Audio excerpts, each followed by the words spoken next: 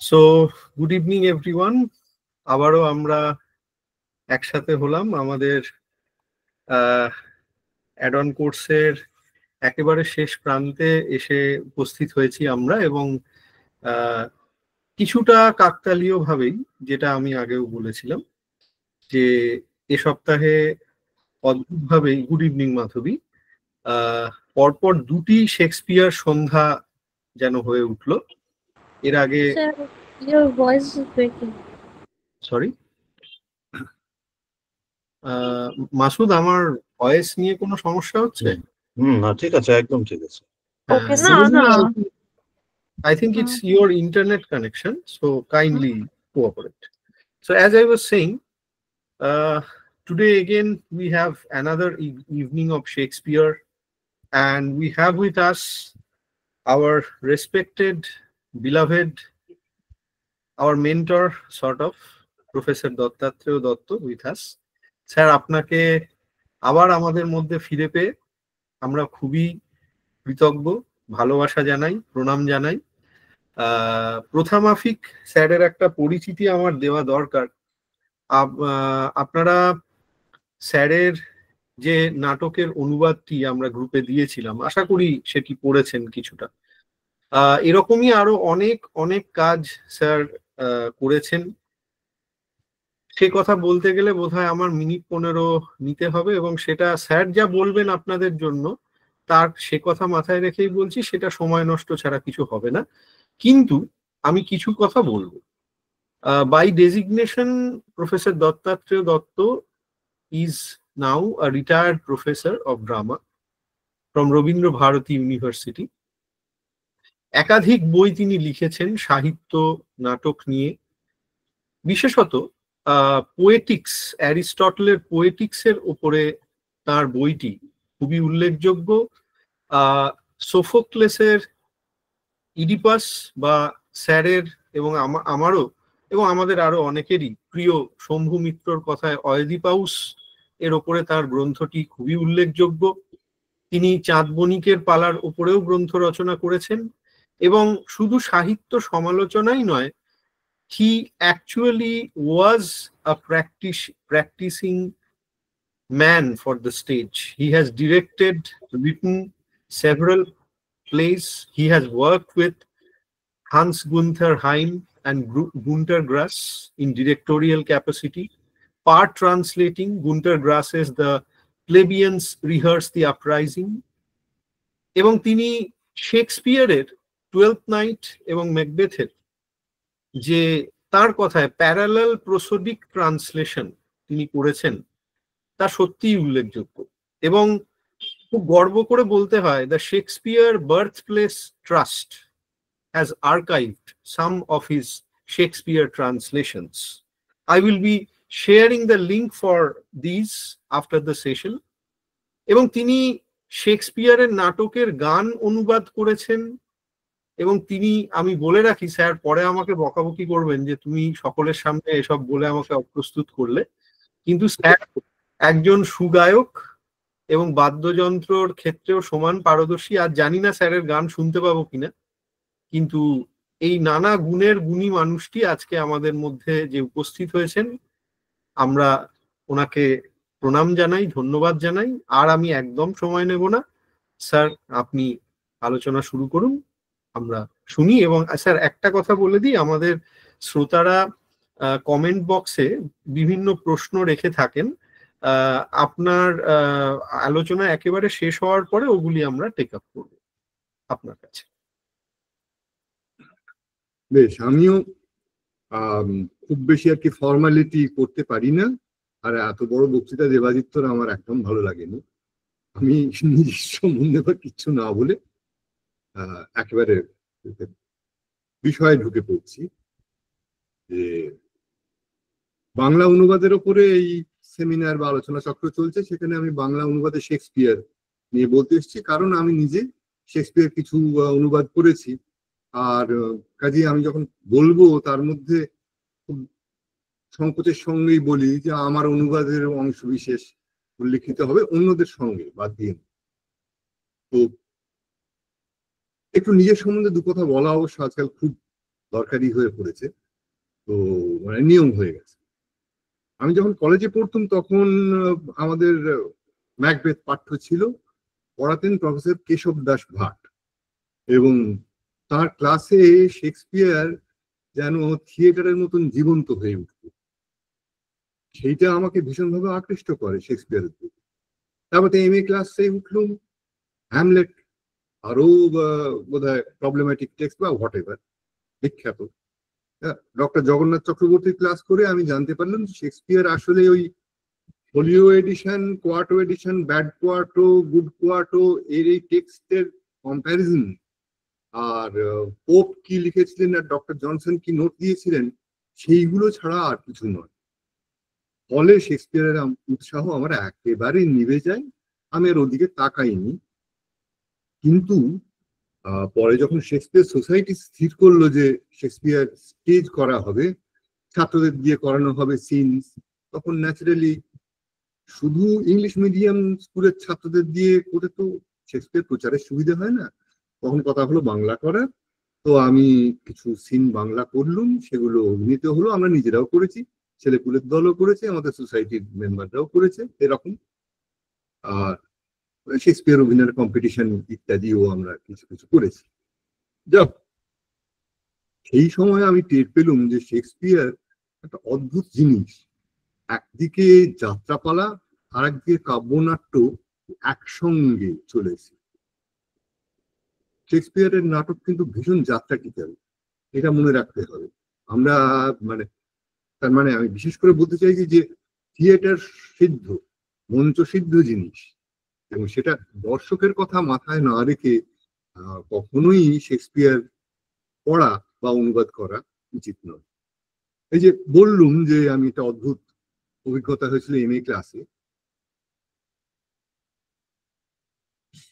এই ডক্টর জগন্নাথ চক্রবর্তী তার মতে শেক্সপিয়ারের নাটক থেকে সেই আদিকালে একেবারে 1897 সালে হারানচন্দ্র রক্ষিত যেরকম অনুবাদ করেছিলেন সেই রকম অনুবাদ হওয়া উচিত। তিনি নিজেই উদাহরণ দিয়েছেন, রোমিও অ্যান্ড জুলিয়েটের বিখ্যাত ডায়ালগ, জুলিয়েটের, O Romeo Romeo wherefore art thou Romeo, deny thy father and refuse thy name, or if thou wilt not, be but sworn my love and I'll no longer be a Capulet। Haranchandra অনুবাদ করেছেন, Romeo Romeo আমার প্রাণের Romeo, Praneshwar, কেন তুমি Romeo হইলে?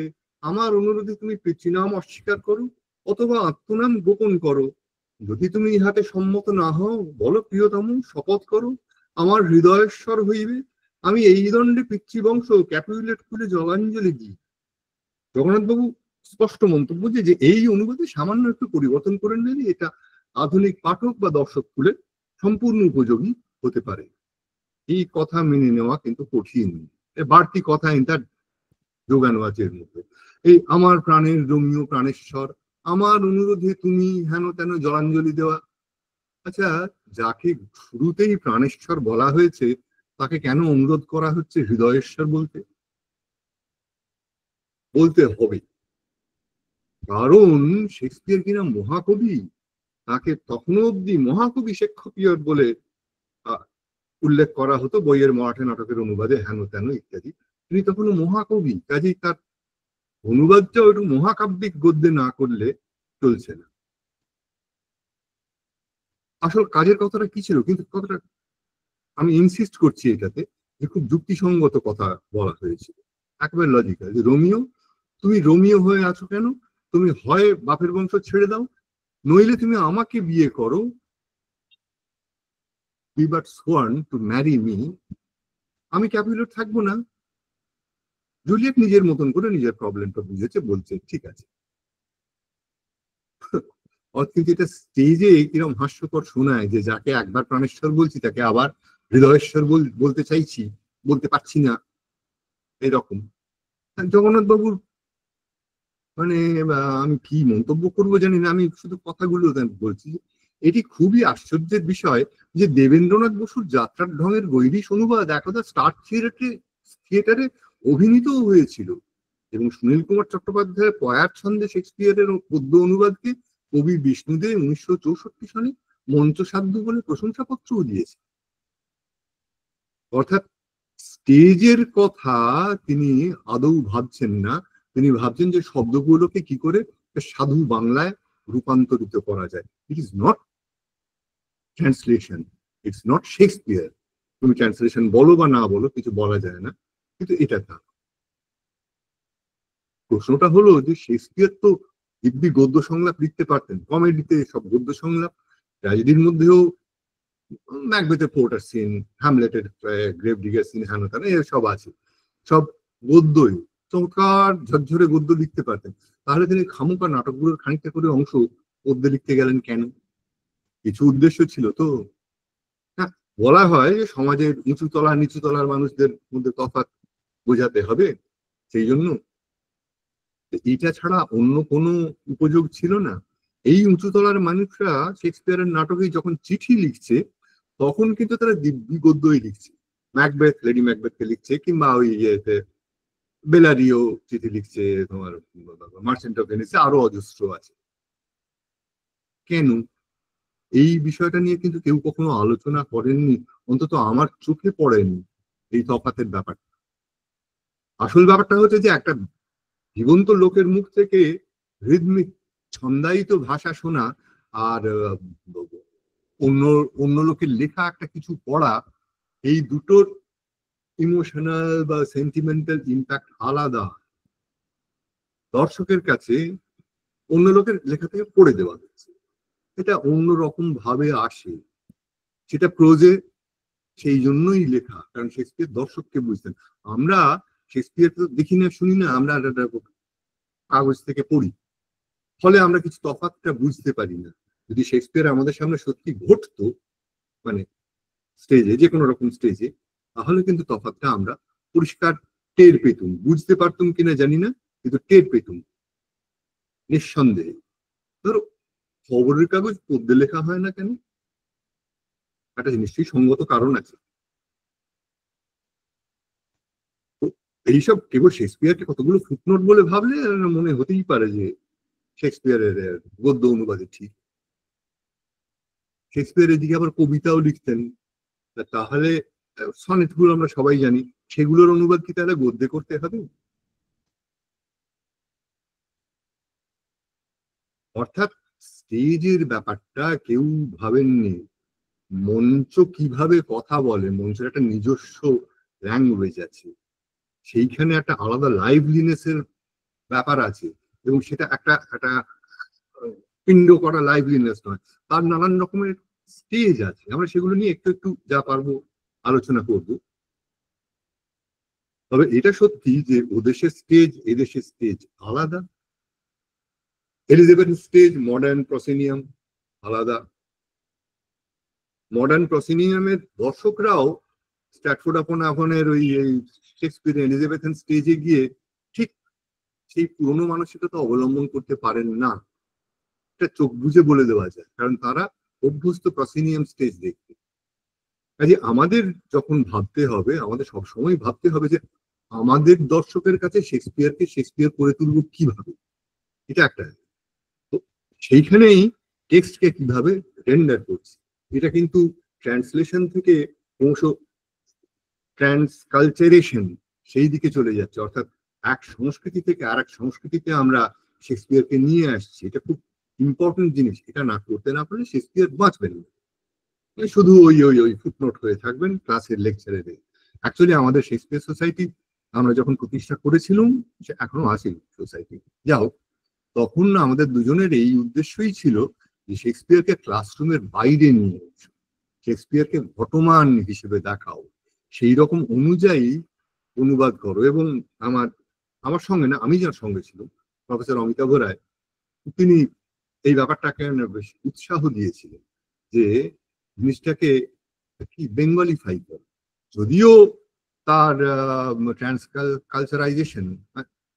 ট্রান্সকালচারেশন এটা সর্বদা করা যায় না।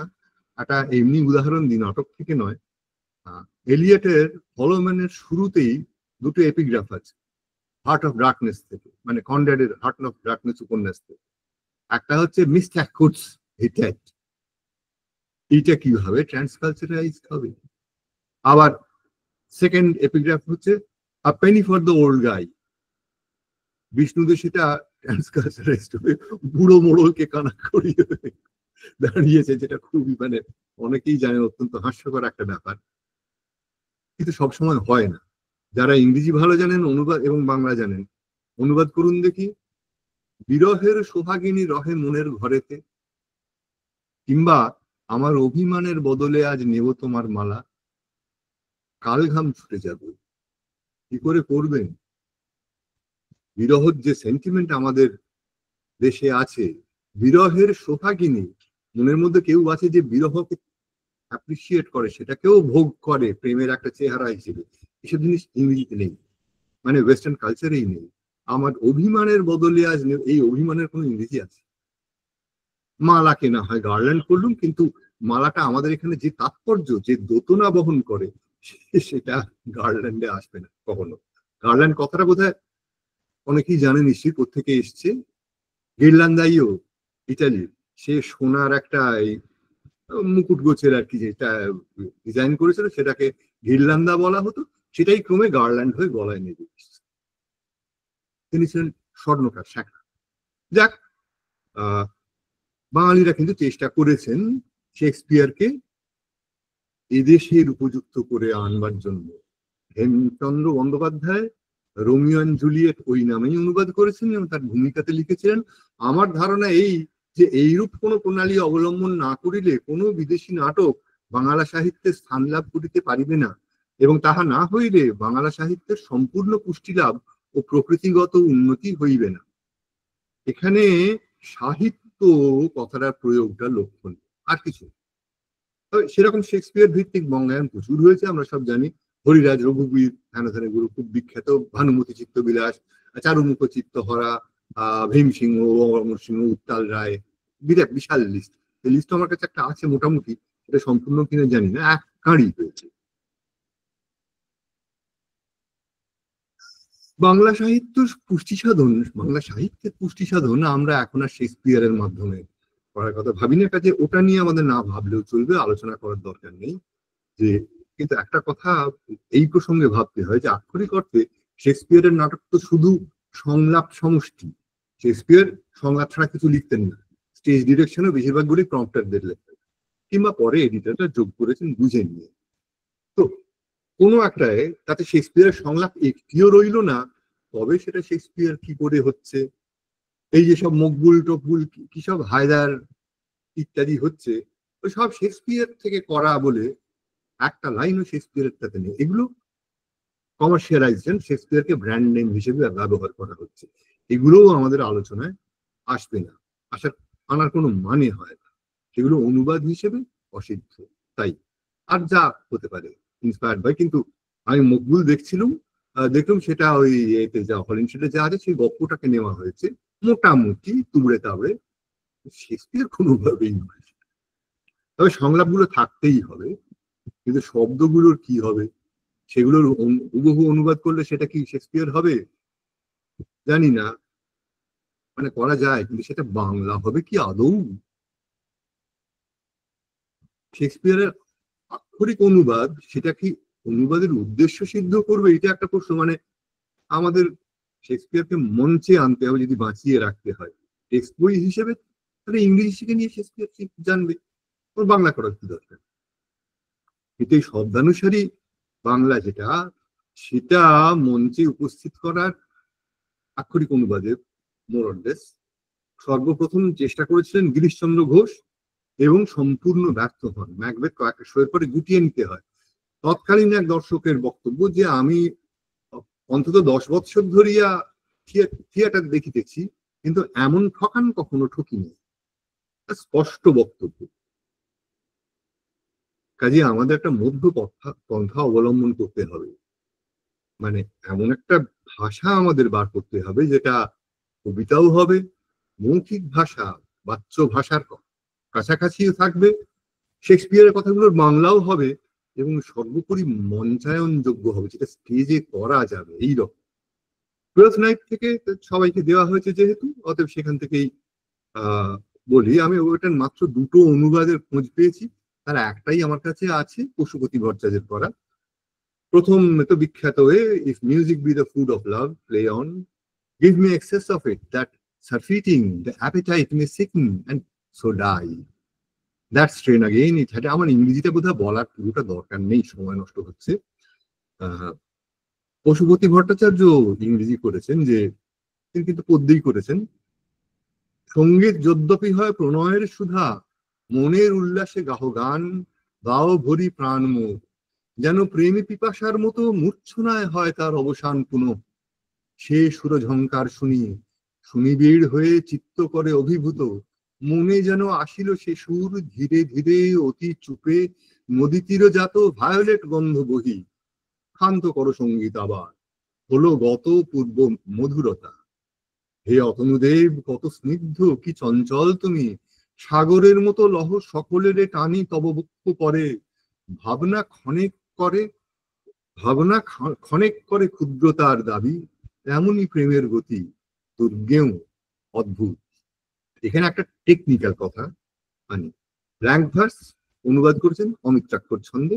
ওকে, মাইকেল অমিত্রাক্ষর ছন্দ ইন্ট্রোডিউস করেছিলেন বাংলাতে, এবং তিনি 14 অক্ষরের অমিত্রাক্ষর পয়ার সেইটা ব্যবহার করেছিলেন, করার ফলে অমিত্রাক্ষর ছন্দ বাধ্যতামূলক ভাবে 14 অক্ষরের হয়ে গেল। তার চেয়ে বেশি আর কেউ, রবীন্দ্রনাথ 14 অক্ষরে প্রচুর এরকম ব্ল্যাঙ্ক নয়, যাও কন্টিনিউ ভার্স সেরকম লিখে গেছে, মানে কি বলে এনজাম ভার্স লিখে গেছে।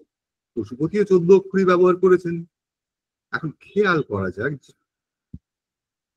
14 অক্ষরের পয়ারে আঘাত পড়ে 4টে। হ্যাঁ, সঙ্গীত যদ্যপি হয় প্রণয়ের সুধা, মনের উল্লাসে গাহ গান দাও ভরি, 4টে করে স্ট্রোক করছে। ইংরেজিতে দেখা যাক, if music be the food of love play on, 5টা। এই কারণে আমি যখন অনুবাদ করেছি আমি কিন্তু ওই ইংরেজির যে রিদমটা 5টা আঘাত সেইটা ফলো করেছি, অর্থাৎ আমি 18 মাত্রার অক্ষরবৃত্ত ব্যবহার করেছি। এটা টেকনিক্যাল অ্যাসপেক্ট। লাইনগুলো একটুখানি দীর্ঘস্থায়ী, একটু বড় হচ্ছে, আমি আইডিয়া বেশি ধরাতে পারছি প্রত্যেক লাইনে। অনুবাদ এরম দাঁড়িয়েছে, এটা সবাই হাতে নিশ্চয়ই আছে। সুর যদি প্রেমের ইন্ধন তবে বাজাও বাজাও, আরো বেশি সুর ঢালো কানে, যাতে সুরের আগুনে প্রেম দগ্ধ হয়ে যায়, অবশিষ্ট কিছুই না থাকে। ওই সে মূর্ছনা, ওর অবরোহে মৃত্যুর আমেজ কানে ভেসে এলো, আহা যেন কোন মধুর গুঞ্জন, বিনিদ্র যে ঘুরে মরে রজনীগন্ধার বনে বনে সুগন্ধ ললু। অনেক হয়েছে, আর নয়, সে মাধুর্য নেই আর, আগে যত ছিল মধুময়। প্রেম তুমি কি বিশাল সর্বগর্ভ রত্নাকর, যেন সমস্ত আবেগ যেন অনিবার্য বেগে তোমারই উদ্দেশ্যে ধায়, তোমাতেই লুপ্ত হবে বলে সাগরে নদীর মতো। কল্পনাতে যত রূপ আছে কল্পনারও অতীতটা, সে নিজেই অকল্প রূপিণী। আমি কিছু লিবার্টি নিয়েছি, যেমন এখানে শেক্সপিয়ার লিখেছেন, if music be the food of love play on. আমি ফুড ব্যাপারটা বাদ দিয়েছি, কারণ এক তো কোনো দেশেই, মানে আমাদের বাংলা কালচারেও খাওয়া ব্যাপারটা লার্জলি তামসিক, কখনো রাজসিক, তার চেয়ে ওপরে ওঠে না। আর ইয়ে ক্যারোলিন স্পার্জনের Shakespeare's imagery and what they tell us, 1923-25 এরকম, মানে 100 বছরের পুরনো বই, কিন্তু একটা ক্লাসিক বই, অবশ্য পাঠ্য সকলকার শেক্সপিয়ার বুঝতে গেলে। তাতে উনি শেক্সপিয়ারের ইমেজগুলো করেছেন এবং ডিডিউস করেছেন যে খাওয়া সম্বন্ধে শেক্সপিয়ারের একটা বিতৃষ্ণা ছিল। গ্রস চরিত্র বোঝাবার জন্য ফলসটা খায়, স্যাট্রবি খাওয়া। এইখানে আমরা দেখছি music be the food of love, তারপরেতেই আসছে এক্সেস অফ ইট, সারফিটিং, প্রচুর হয়ে উপচে পড়ছে। The appetite may sicken and so die, প্রত্যেকটা নেগেটিভ কথা। এই নেগেটিভিটি আমি ঠিক রাখতে চাইনি, মানে বাংলাতে ওইটাকে আনা একটুখানি কঠিন হয়েছে আমার পক্ষে। আমি আমাদের দর্শক যেটা বুঝবে সেইটাই করেছি। শেক্সপিয়ারের বক্তব্যটা কিন্তু আছে, সুর যদি প্রেমের ইন্ধন তবে বাজাও বাজাও, সুরের আগুনে প্রেম দগ্ধ হয়ে যায়, অবশিষ্ট কিছুই না থাকে। শেক্সপিয়ারের যুক্তিটা আছে, ইমেজটা একটু পাল্টেছে। আচ্ছা, তারপরে ধরো ওই যে ব্যাংক অফ ভায়োলেটস, নদী তীরে ভায়োলেট গন্ধ বহি, এখানে কিঞ্চিত ভুল আছে। ব্যাংক ব্যাংক বলতে নদীর তীর মোটেই বোঝাচ্ছে না, বেড অফ ভায়োলেটস, কিন্তু ভায়োলেট ফুল তো আমাদের দেশে সেই হিসেবে নেই। আমি সেটা গন্ধবাহী রজনীগন্ধার বনে বনে ঘুরে বেড়াই, এইটা করেছি। আরো শেক্সপিয়ারের দুটো শব্দ, of what validity and pitch soever but falls into abatement, Shakespeare এরকম শক্ত শক্ত কথা নির্ভয় ব্যবহার করে যেতে লোকে কনটেক্সট থেকে বুঝে নেবে এই কনফিডেন্স নিয়ে। তো অত শক্ত শব্দ আমি ঠিক ব্যবহার করিনি, কিন্তু বাংলাতে ধরা যাক সর্বগর্ভ রত্নাকর, এটা আমি ব্যবহার করেছি। এবং কল্পনারও অতিরিক্ত high fantastical, fancy itself is high fantastical, সে নিজেই অকল্প রূপিণী। আমার মনে হয়েছে যে এটা আমাদের দর্শককে বুঝতে পারবে এবং শুদ্ধ সংস্কৃত কথা। এরপরে একটু পরে ডিউ বলবে যে, ও when my eyes did see Olivia first, methought she purged the air of pestilence. এটা কিন্তু তখনকার দিনে খুব কংক্রিট একটা, যে সময় প্রত্যেক 20 বছর অন্তর বা 40 বছর অন্তর একটা করে প্লেগ এসে দেশ উজাড় করে দিচ্ছে, পেস্টিলেন্স, সেই পেস্টিলেন্সের কিন্তু অভিজ্ঞতা দর্শকদের মনে সর্বদাই আছে এবং সেইখানে এটা meaningful. she purged the air of pestilence, কিন্তু বাংলাতে ওটা রোগ বিতরণ করা কোনোভাবেই আসবে না। কাজে আমি ওটাকে করেছি আমাদের দর্শক যা বুঝবে। যে মুহূর্তে অলিভিয়া ধরা দিল এই চোখে এসে, মনে হলো মৃগনাভি পৃথিবী সুগন্ধি করে দিল।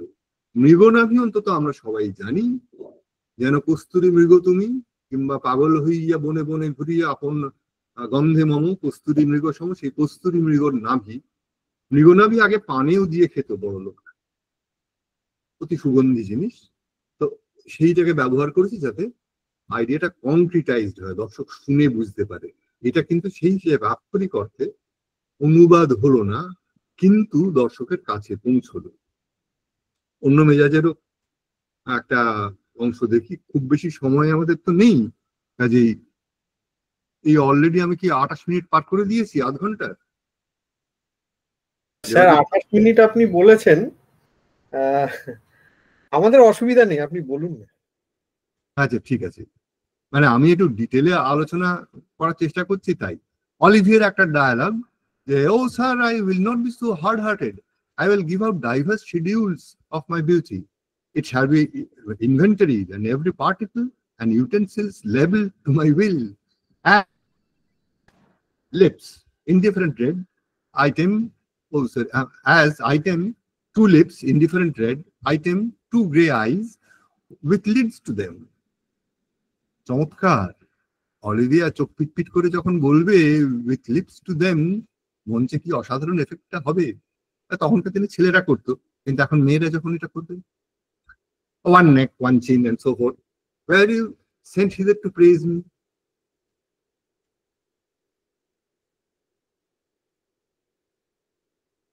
এটা বাংলাতে একটু স্টেজের মতন সত্যি একজন কথা বলছে বলে ভাবো। না না, আমি অতটা পাশানি নই, আমি দলিলে ফিরিস্তি দিয়ে উইল সবকিছু উইল করে যাব। যেমন 1 নম্বর একজোড়া চোখ লাল রঙের, 2 নম্বর 2টো চোখ রং কালো, সঙ্গে একজোড়া ঢাকনা আছে, 3 নম্বর একটা গলা, চৌঠা একটা থুতনি, এমনি সব। তোমাকে কেবল আমার প্রশংসা করতেই পাঠিয়েছে। অলিভিয়া যখন একটু গম্ভীর হয়ে কথা বলে তখন কিন্তু সুর পাল্টে যায়।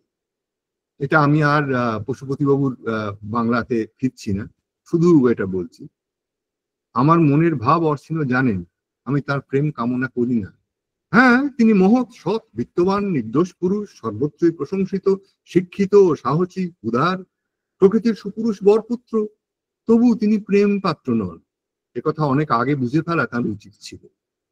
এই যে কাটা কাটা এটা, সেটাও আমাদের আনতে হবে। ওই যে বললুম যে আজকাল কথা উঠেছে যে অথরিয়াল ইন্টেনশন জানার কোনো উপায় নেই। আমি জানি শেক্সপিয়ারের ইন্টেনশন।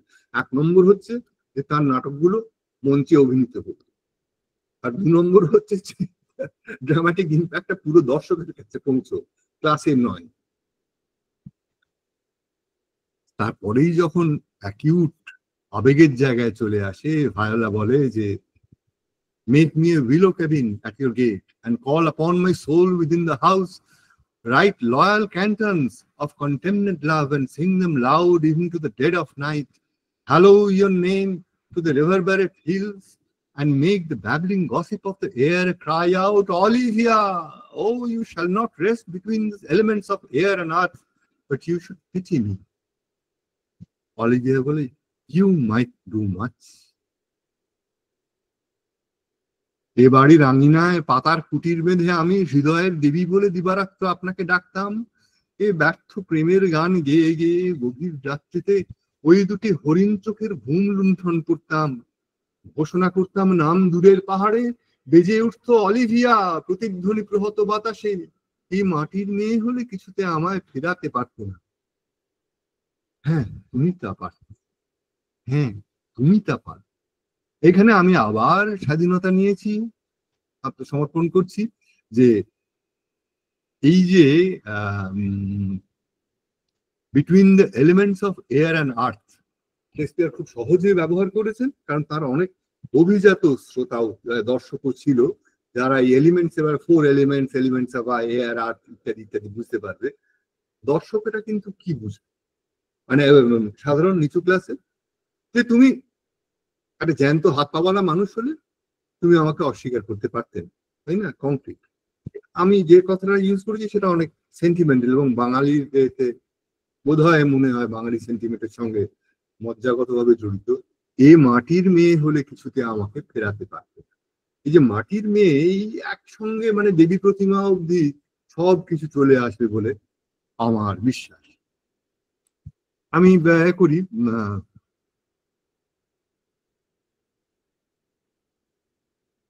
একটা জিনিস আলোচনা একটু বেশি সময় লাগবে, আগেই আমি সব সাবধান করে দিচ্ছি সবাইকে, যাদের বিদায় নেওয়ার ইচ্ছে তারা নিয়ে নিতে পারেন।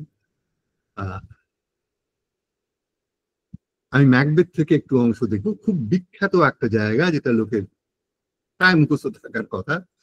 If it were done when it's done, then it were well, it were done quickly.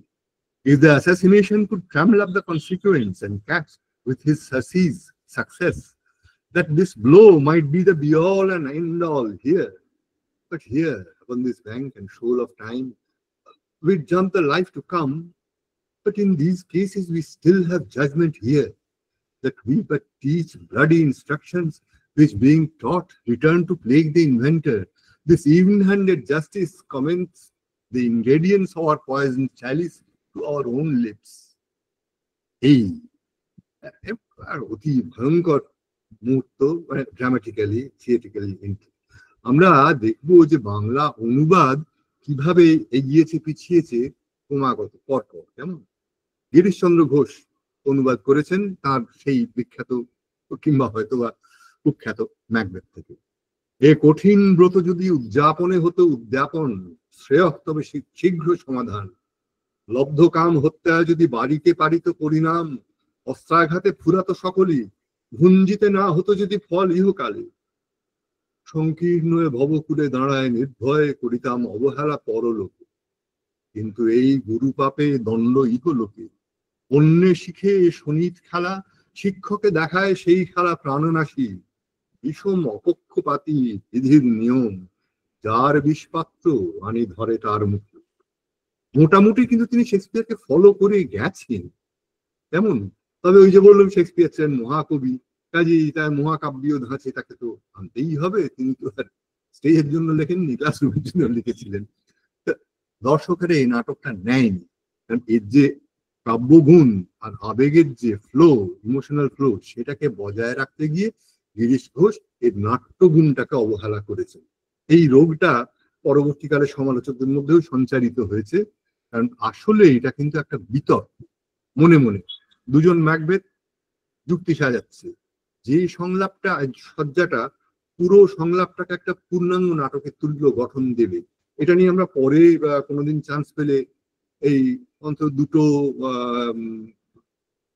সলিলোকি নিয়ে আলোচনা করতে পারি, যে কতদূর ড্রামাটিক হতো স্টেজ ওয়ার্থি এবং ওই ড্রামাটিক হতো শেক্সপিয়ারের সলিলোকি গুলো, যেগুলো আমরা সলিলোকি ভাবি সেগুলো আসলে কতদূর সলিলোকি আর কতদূর সেগুলো ডায়ালগ, সেটা একটা আলাদা আলোচনা। তো তিনি গিরিশচন্দ্র কিন্তু লাইনগুলোকে ঠিকঠাক ভেঙেছেন, অভিনেতাকে নিঃশ্বাস দেওয়ার অবকাশ দিয়েছেন, অর্থময় ইউনিটে ভাগ করেছেন, অর্থাৎ স্টেজে বলতে গেলে যা যা অভিনেতার দরকার, নিজে বড় অভিনেতা ছিলেন, সেই অনুযায়ী করেছে। এর প্রায় 50 বছর পরে, প্রায় কেন 50 বছর একটু বেশি পরে যতীন্দ্রনাথ সেনগুপ্ত অনুবাদ করলেন। সেটা কিন্তু একেবারে পাঠ্য অনুবাদ, করিলেই হতো যদি কর্মের সমাপ্তি, দ্রুত করে ফেলা হতো ভালো, এই হত্যা যদি জাল জাল ফেলে তুলিতে পারিত, টানি সর্বপরিণতি তার নিরাপদ সাফল্যের তীরে, এই একটি আঘাতই যদি হতো শেষ কথা, জীবনের ক্ষুদ্র এই বালুর চড়ায়, ওপারের অসীমে যা হবার তা হতো। কিন্তু এই সব পাপে পারেও আছে যে বিচার, রক্তপাত যে শিক্ষা ছড়ায় চারিদিকে, তা হতে তো শিক্ষকেরও পরিত্রাণ নাই। যে বিষ মিশাই মোরা অপরের তরে, অতি সূক্ষ্ম ন্যায়ের বিচার, সেই বিষ তুলে ধরে মোদের অধরে। ঠিক আছে, ঠিক আছে, কিন্তু গিরিশচন্দ্র চাইতে মানে প্রথমত যতীন্দ্রনাথ সেনগুপ্ত কিন্তু বড় কম কবি ছিলেন না, অসাধারণ দখল ছিল তার ছন্দ এর ওপরে, এবং কবিতাতে উইটের ব্যবহারের জন্য যতীন্দ্রনাথ সেনগুপ্ত বিখ্যাত। এখানে সময় নেই, আড্ডা থাকলে আমি একটা শুনিয়ে দিতাম যে কি অসাধারণ ব্যঙ্গ এবং করতে পারতেন তিনি। যাই হোক, হাসির কবিতা বা সিরিয়াস কবিতাও অনেকে পড়েছে, দূরে দূরে গ্রাম 10-12 খানে। একটু ছোট্ট করে বোধহয় শোনানো যায়।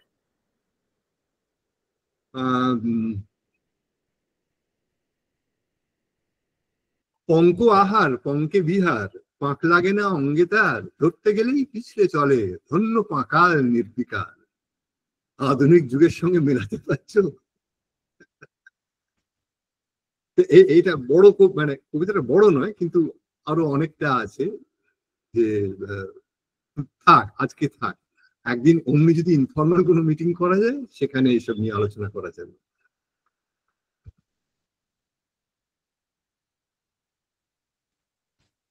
তা সত্ত্বেও যতীন্দ্রনাথ কিন্তু এই যে করেছেন লাইনগুলো কিন্তু পয়ারের সঙ্গে ঠিক মেলে না, এখানে সেই হিসেবে ছন্দের গাফিলতি আছে, সেগুলো আলোচনা করতে গেলে আরো আরো আরো দীর্ঘ হয়ে করতে হবে, আলোচনা করতে হবে।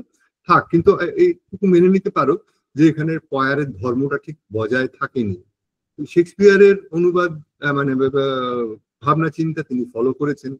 গিরিশচন্দ্র ঘোষের এইসব উদ্যাপন কিংবা সাধু ক্রিয়াপদ তিনি ব্যবহার করেছেন, কিন্তু ওই ওই শব্দগুলো যে উদ্যাপন, শ্রেয় ভুঞ্জিতে বাড়িতে, এই সমস্ত শব্দ অ্যাভয়েড করে গেছেন। কিন্তু মোরা তরে এই সমস্ত কথাগুলো নাটক থেকে 1953 সালে অলরেডি বাদ পড়ে গেছে। ফলে দর্শক যদি হয় সে বলে এটা একটা খুব পুরনো কবিতা যেটা আমাদের শোনানো হচ্ছে বাংলাতে, মানে শেক্সপিয়ার এক বিগত যুগের কবি এই রকম মনে হয়। কিন্তু শেক্সপিয়ার ম্যাকবেথ এখনো তার অন্যতম মন্ত্রসিদ্ধ নাটক, সেটা ভোলা উচিত নয়। আর আমাদের কানে যা সব ভারী বা অচলিত শব্দ বলে থাকে, অ্যাসাসিনেশন, ট্র্যামেল, সাসিজ, ইনগ্রেডিয়েন্টস ইত্যাদি, তখনও সাধারণ খুব একটা চালু ছিল না, সাধারণ লোকেরা অতটা বুঝতো না। শেক্সপিয়ার নির্ভাবনায় ব্যবহার করে গেছেন, লোকে কনটেক্সট থেকে বুঝে নেবে এই ভরসায়। আর শিক্ষিত দর্শক তো তার ছিলই, গ্যালারিতে যারা বসে তারা। কাজেই বলতে পারি যে কাব্যময় হলেও তার ভাষা কিন্তু কাব্যিক ভাষা নয়, আবার বাস্তববাদী আটপৌরে ভাষা একেবারে সেটাও নয়। কাব্য আর নাটকের একটা মানে একেবারে তুমুল প্রয়াগ বলা যেতে পারে। এখন আমাদের দেশের খুব শেক্সপিয়ার খ্যাত এবং থিয়েটারের একজন বিশাল মানুষ, তার মতন থিয়েটার কেউ বোঝে না। তিনি 1975 সালে যতীন সেনগুপ্তর অনুবাদ তার ন্যাচারালি পছন্দ হয়নি, নিজে অনুবাদ করলেন, ম্যাকবেথ করে সেটা হাজির করলেন। সেটা একটুখানি শোনাটা দরকার, মানে বাংলা শেক্সপিয়ার অনুবাদের ট্রেন্ড কিভাবে নাটাঝামটা খাচ্ছে। উৎপল দত্ত, কার্য শেষেই যদি হতো সব শেষ, তাহলে অতি দ্রুত কার্য শেষই হতো কাম্য। হত্যার আলিঙ্গনে যদি ফলাফল হতো বিলীন, হত্যার অন্তিমেই যদি অনাগত দিন হতো স্তব্ধগতি, এই ধরাতলে কালস্রোতের এই ক্ষণিকের উপকূলে ছুরিকাঘাতই হতো যদি পূর্বাপর বাহিত কোনো চরম রূপরস, তবে পরকালের আশঙ্কাকে করতাম তুচ্ছ। কিন্তু ইহলোকেই যে পাপের বিচার নির্ধারিত, রক্তপাতের প্রতি দৃষ্টান্তের প্রত্যাবর্তন দুঃসহ স্মৃতির রূপে হত্যাকারীর মনে, পক্ষপাতহীন সে অন্ধ দেবতা অপরের তরে প্রস্তুত প্রস্তুত বিষপাত্র তুলে ধরে আমাদেরই মুখে। এটাকে ভেঙে চুরে তিনি 12 লাইন সাজিয়েছেন, কিন্তু এটা উচ্চারণ করা যায় না এমন গদ্য, অতি ভয়ানক। এইসব আলিঙ্গন, বিলীন, অনাগত দিনের স্তব্ধগতি, পূর্বাপর বাহিত চরম রূপরস, দুঃসহ স্মৃতি, অন্ধ দেবতা, এই সমস্ত শেক্সপিয়ারের কিচ্ছু নেই, একেবারে নেই, মানে তার প্যারালাল কিছুও নেই। তাছাড়া এটা অভিনয়ের যোগ্য ভাষাও না। এই ভাষা কেউ অভিনয় করছে, মানে এখন যদি কেউ করে লোকে ঢিল খাবে। আর গদ্য হিসেবে এখানে কেবল মানে কি চেষ্টা করা হয়েছে, গদ্যকে কাব্যগুণ দেবার জন্য না এই অন্যায় বিগড়ে দিয়ে ভাবটাকে সামনে নেয়। যদি হতো সব শেষ, যদি হতো কাম্য, যদি হতো বিলীন, যদি হতো স্তব্ধগতি, যদি হতো পূর্বাপর বাহিত, কেবলই হতোটা যেটা শেষে যাওয়ার কথা বাক্য বা ক্লজের, সেগুলোকে সব সামনে এলে মানে সামনে নিয়ে এসে কাব্যগুণ দেখাচ্ছে। হয় না, লোকে বিরক্ত হবে সিম্পলি। আর এই যে we but teach bloody instructions which being taught return to plague the inventor, এর বাংলা কি হয়েছে? রক্তপাতের প্রতি দৃষ্টান্তের প্রত্যাবর্তন দুঃসহ স্মৃতির রূপে হত্যাকারীর মনে। একটি অনুবাদ শুধু ভ্রান্ত নয়, উদ্ভ্রান্ত। এতে করে আমাদের মনে হয় যে মূল ম্যাকবেথ কোনো অভিনয় পাঠ ছিল না। আমরা তিনজনের অনুবাদ দেখলুম, প্রত্যেকেই এই ব্যাপারটা অগ্রাহ্য করে গেছেন যে এলিজাবেথেন স্টেজে অভিনেতাদের আপন মনে ভাবুকতা করার কোনো অবকাশ ছিল না। এলিজাবেথেন স্টেজ যারা জানেন, অনেকেই এখানে জানেন, তারা জানেন যে স্টেজের খানিকটা সেন্ট্রাল পার্টটা দর্শকের মধ্যে ঠেলে এগিয়ে আসা একটা প্ল্যাটফর্ম ছিল। সেটা ছিল মেন অ্যাক্টিং এরিয়া। সেখানে 3 দিক ঘিরে নিচু শ্রেণীর দর্শকরা দাঁড়িয়ে গিলগিল গিলগিল করছে, কথাবার্তা বলছে, ইয়ার্কিও মারছে, নাটকও দেখছে। তাদের অ্যাটেনশন ধরে রাখা দরকার অভিনয় দিয়ে, তার অভিনয়ের ডায়ালগ উপযুক্ত নাট্যকারকে লিখতে হবে। এবং ওখানে ওই হ্যামলেটের, লরেন্স অলিভিয়ারের ফিল্ম আমরা দেখেছি, সাদা হ্যামলেট এলসিনরের ছাতে বসে একটা ছুরি হাতে নিয়ে, to be or not to be, that is the question. এরকম করলে দর্শকেরা মেরে অভিনেতাকে, এলিজাবেথেন দর্শকেরা শিরে করে দিত। তারা নাটক দেখতে চায়, কে কি আপন মনে কল্পনা করছে একদম দেখতে চায় না। এই যে যেটা এইগুলো তাদের বলতে হতো দর্শকদের, সলিলোকি গুলো যুক্তির মতন বা তাদের অ্যাড্রেস করে। তার শ্রেষ্ঠ প্রমাণ হচ্ছে হ্যামলেটের to be or not to be এই সংলাপটা। হ্যামলেট রাজার ছেলে, সে বলছে যে আমলাদের অত্যাচার, এই অধীনস্থের ঔদ্ধত্য, এগুলো কি রাজপুত্র সমস্যা আদৌ? কার সমস্যা এগুলো? তাদের অ্যাড্রেস করে বলছে সেই। অর্থাৎ এই সংলাপগুলো মানে স্বগতোক্তিগুলো আসলে ততটা স্বগতোক্তি নয়, এগুলো দর্শকদের সঙ্গে কথা বলে নিজের কথাটা স্পষ্ট করা, নিজেকে স্পষ্ট করে তোলা তাদের কাছে। তো Utpal Dutta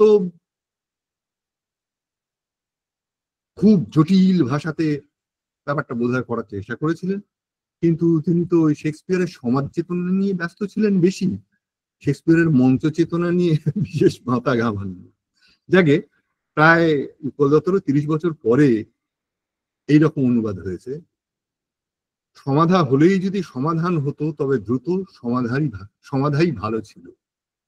If it were done, when it were done, then it were well, it were done quickly. সমাধা হলেই যদি সমাধান হতো তবে দ্রুত সমাধাই ভালো ছিল। এই হত্যা যদি জালে বেঁধে ফলাফল অনিঃশেষে হাতে তুলে দেয়, যদি তার মৃত্যু সিদ্ধি আনে, এই একটি আঘাতই সর্বসত্য শেষ সত্য হয়, তবে এপারে এখন কালের বালুতটে শীর্ণ জলে পা গেঁথে আমরা ওপারের কথা ভুলে যাব। কিন্তু এইসব ক্ষেত্রে তো এপারেও ধর্ম থাকে। রক্তপাতে এই দীক্ষাদান শেখানো সম্পূর্ণ হলে ফিরে এসে প্রতিমুখী বেগে রক্তস্রোতে গুরুকে ডোবায়। এক নিরপেক্ষ ধর্ম আমাদের বিষ ঢালা পানপাত্র তুলে দেয় আমাদেরই মুখে। মূলে যতগুলো লাইন এখানেও ততগুলো লাইনই আছে। এসবও নিশ্চয়ই পরবর্তী অনুবাদকেরা অতিক্রম করে যাবেন, সেই আশাতেই এসব লেখা।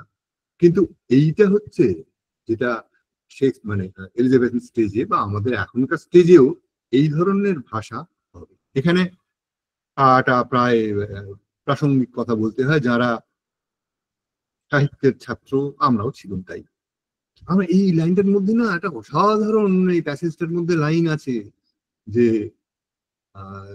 Here upon this bank and shoal of time will jump the life to come.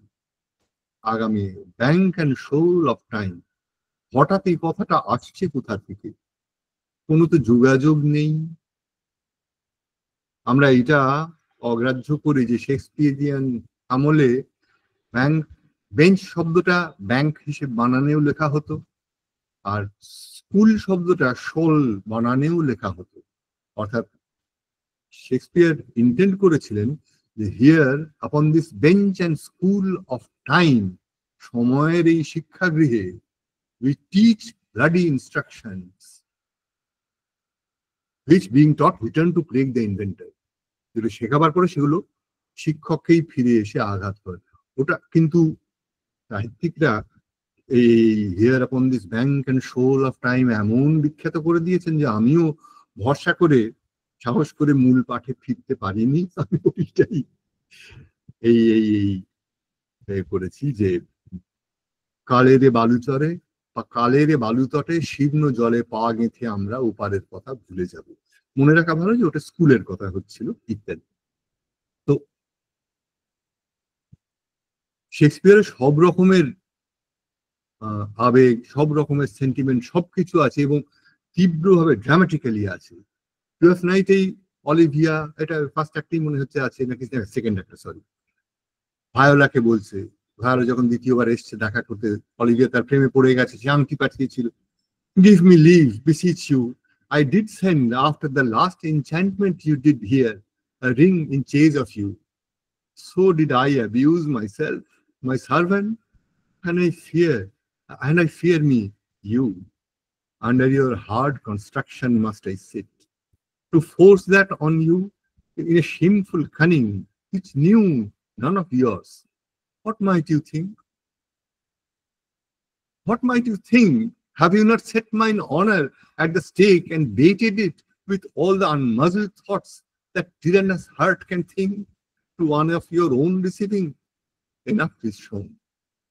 বেশ, বাংলাতে এই যে এখানে একটা আছে যে stake, you have set my honor at the stake and baited it with all the unmuzzled thought. এটা কিন্তু রেফার করছে শেক্সপিয়ারিয়ান আমলে, এলিজাবেথান আমলে এবং প্রাক এলিজাবেথান আমলেও একটা চালু গেম ছিল, bear baiting and bull baiting. একটা খুঁটিতে ভাল্লুক কিংবা ষাঁড়কে বেঁধে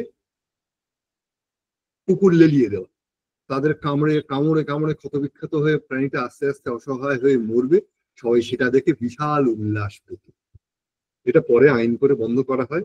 শুনলে খুশি হবে যে এই ব্যাপারটার সর্বপ্রধান আপত্তি জানিয়েছেন আলেকজান্ডার পোপ, যাকে আমরা স্যাটায়ারিস্ট হিসেবে ভাবি শুধুমাত্র। যাই হোক, এই খেলাটা তো আমাদের দেশে নেই, তো আমি কি করব? না না, বলতে দাও, তুমি কি মায়ায় মুগ্ধ করে গেলে। আংটি দিয়ে অনুচর পাঠিয়েছিলাম আমি তোমার সন্ধানে, সে তো মিথ্যাচার করা নিজের ওপরে, অনুচরের ওপরে, এমনকি ভয় হয় তোমারও ওপরে। তাই তোমার বিচারে আমি দৃঢ় দণ্ড নেব। আমার ছলনার ফলে তোমাকে তো জেনে শুনে পরের সামগ্রী নিতে হলো। কি ভাবছো বলো? যত ধিক্কার মেশানো কল্পনায় আমার সম্ভ্রম তুমি মনে মনে করুন লুণ্ঠিত। রাজার হাতির পায়ে দড়ি বাঁধা চোরেরা যেমন রক্তপিণ্ডে পরিণত হয়। যাক, তোমার যে অন্তর্দৃষ্টি, তাতে এই হৃদয় যথেষ্ট দেখেছ। এটা স্টেজে দারুণ খুলতো, আমি পড়িয়েছি বলেই জানি। হ্যাঁ, বেশ, দর্শকেরা হয়েই বুঝে। যাও,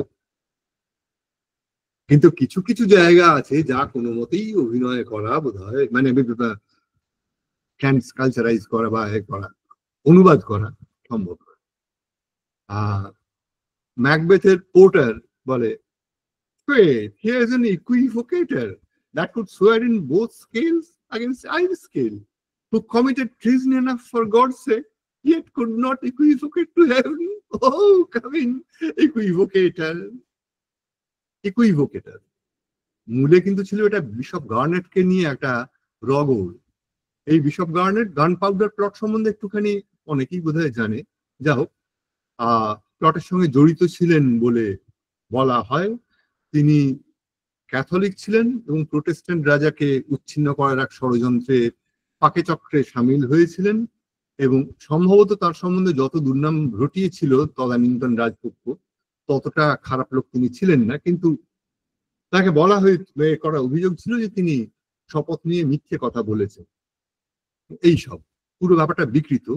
কিন্তু এলিজাবেথন ওয়ার্ল্ডে তিনি ছিলেন ইকুইভোকেটর, এবং তার শেষ পর্যন্ত ফাঁসি হয়, একজন প্রিস্টের ফাঁসি হয়। আমাদের দেশে যেমন ব্রাহ্মণদের ফাঁসি টাসি দেওয়া যেত না, সেই রকম একটা ব্যাপার। আর শেক্সপিয়ারের নাট্য কোম্পানি তো রাজার মদতপুষ্ট ছিল, কাজে এইটা তো বিশপ গার্নেট অবশ্যই ভিলেন, কাজেই সে ইকুইভোকেটর বলে। এইটা ইকুইভোকেশনের দরুন ওই বিশপ পোর্টার তো নরকের স্বপ্ন দেখছে, সে মানুষ নরকে পোর্টার আসছে। এইটা এই যে ইকুইভোকেশন, এটা কিন্তু নাটকের একটা মেজর থ্রেড। ডাইনেরা ইকুইভোকেট করছে, ম্যাকবেথও ইকুইভোকেট করছে, এটাকে বাদ দেওয়া যায় না। কিন্তু ইকুইভোকেটারকে কি করব? গিরিশচন্দ্র এক চরিত্র ইনভেন্ট করেছেন, লোক আর কি, পাত্র নয়, নাট্যপাত্র নয়, বব্বুলে। সে নাকি খোদার নাম নিয়ে বদিয়তি করেছিল। বব্বুলে কে আমরা জানি না। যতীন্দ্রনাথ আদালতের দুমুখ সাক্ষী বলেছেন, সে যে কে সাক্ষী, কি দুমুখ সাক্ষ্য দিয়েছিল আমরা জানি না।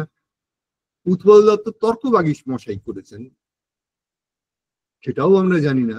কিন্তু এলিজাবেথেন অডিয়েন্স খুব ভালো জানতো যে ইকুইভোকেটর কে, তার নাম না নিলেও তারা জানত। তো এইখানে এটাকে বাংলায় আমি কি করব? আমার বাংলায় এটা হয়েছে, ওরে এই যে ইতিগজ যুষ্টি রে বলে ধম্মের দুপাল্লায় এত ভাড়া ভারী করে ধম্মটুকু বাঁচিয়ে অধম্ম করে শেষে স্বর্গটুকু ভাঁড়িয়ে হলো না। এসো বাবা, দুমুখ দাম নেই। যারা মহাভারত পড়েছেন তারা জানেন যে, মানে আমাদের দেশের সাধারণ লোকেরা মহাভারত পড়েছে। ধর্মপুত্র যুধিষ্ঠির ওই বিশপ গার্নেটের মতন আমাদের নীতি জগতের এক প্রতিভূ মানুষ।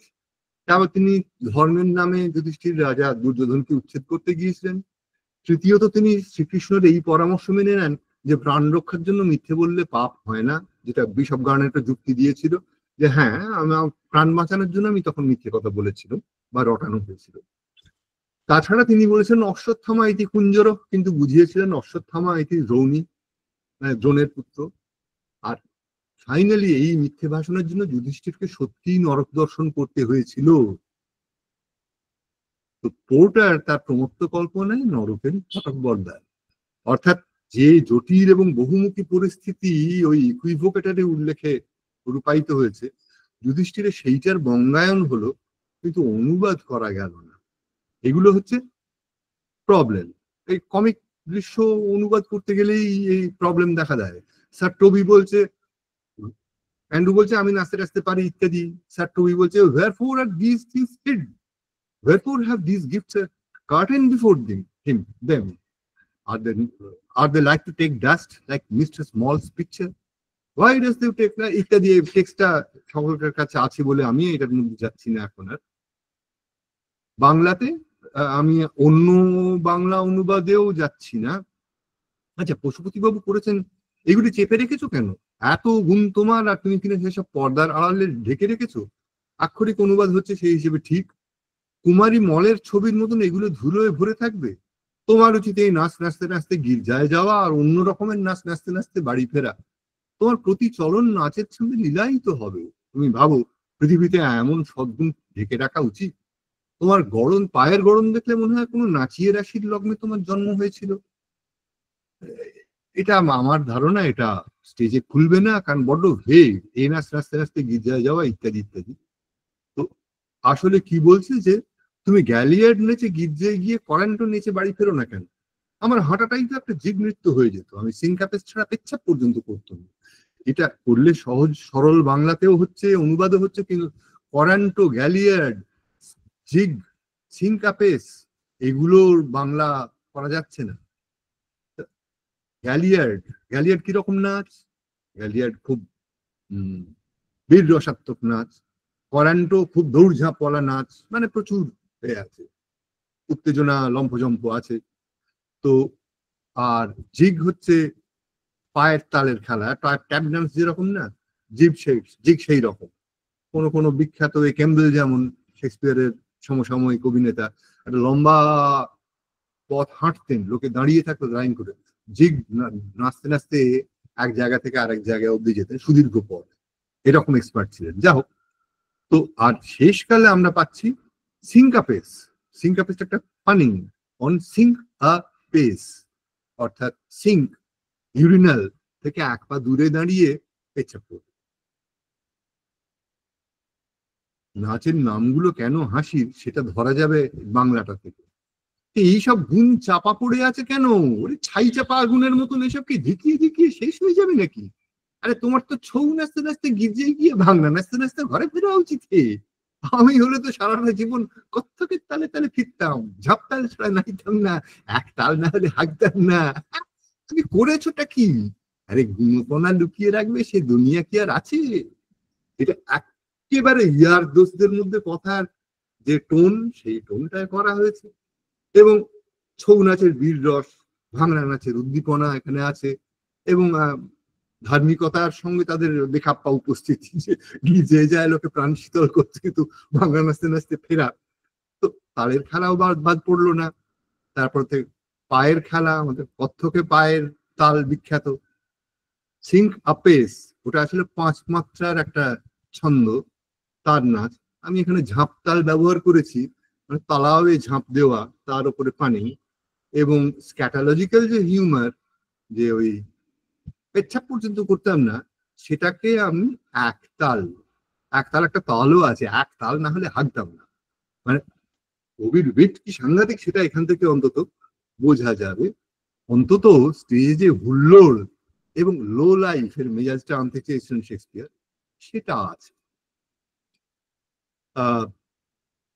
এইবারে আমার মনে হয় সবাইকার ধৈর্যচ্যুতি ঘটেছে। কেমন ঘন্টা খানেক হতে চল।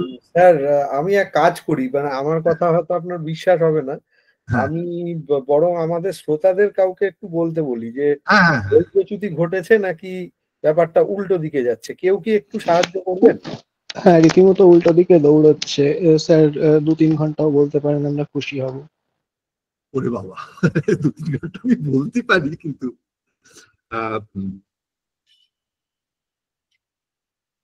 আচ্ছা দেবাদিত্য, ওই তো হ্যাঁ বলুন স্যার, মানে আপনার হাতেই ছাড়ছি, আপনি যা ঠিক মনে করুন। 1 ঘন্টা অতিক্রান্ত হয়েছে এবং কিছু ভালো প্রশ্ন অবশ্যই আমরা পেয়েছি, কিন্তু আমার মনে হয় স্যার আপনি শেক্সপিয়ারের গান ট্রান্সলেশনের ব্যাপারটায় আস্তে আস্তে ঢুকে পড়লে, এবং আজকে বিশ্ব সঙ্গীত দিবস। ও তাই নাকি? তাহলে তো আমি ভরসা করে একটুখানি চেষ্টাই করতে পারি। এই আবদারটা আমি না করে পাচ্ছি না। আমার গলাটা এমনিতেই গেছে। গায়ক গায়িকাদের কিন্তু এটা একটা কমন ব্যাপার থাকে, মানে তাদের গলা ভালো থাকে না, এটা নিয়ম, প্রায় নিয়ম। তবে তুমি তো জানো আমার থাইরয়েডের কি প্রবলেম। সেটা জানি স্যার, সেটাই। তারপরে এতক্ষণ ধরে আমি কথা বলেছি, সেটা একটা ক্লান্তিকর। আমি গাইয়ে কিন্তু নই, সবাইকে জানিয়ে দিচ্ছি আমি গান শিখিনি, সারেগামা শিখিনি, কিচ্ছু করিনি, আন্দাজে গান করি।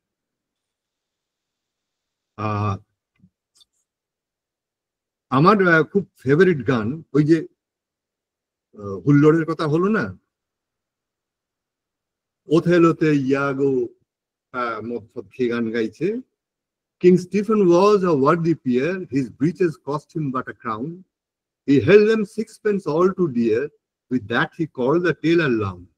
He was a wight of high renown, and thou wert but of low degree. 'Tis Christ that pulls the country down, then take thine old cloak about thee. অনেকেই টেক্সটে পাবেন, 'tis pride that pulls the country down.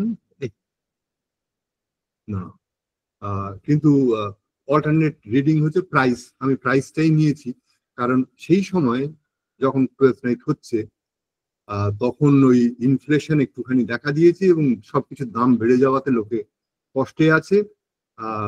King James the first সিংহাসনে বসার পরে inflation কি ভীষণ problem হয়েছিল তার বৃত্তান্ত অনেকেই জানেন। আমি সেই ইতিহাসের মধ্যে যেতে পারবো না ভাই।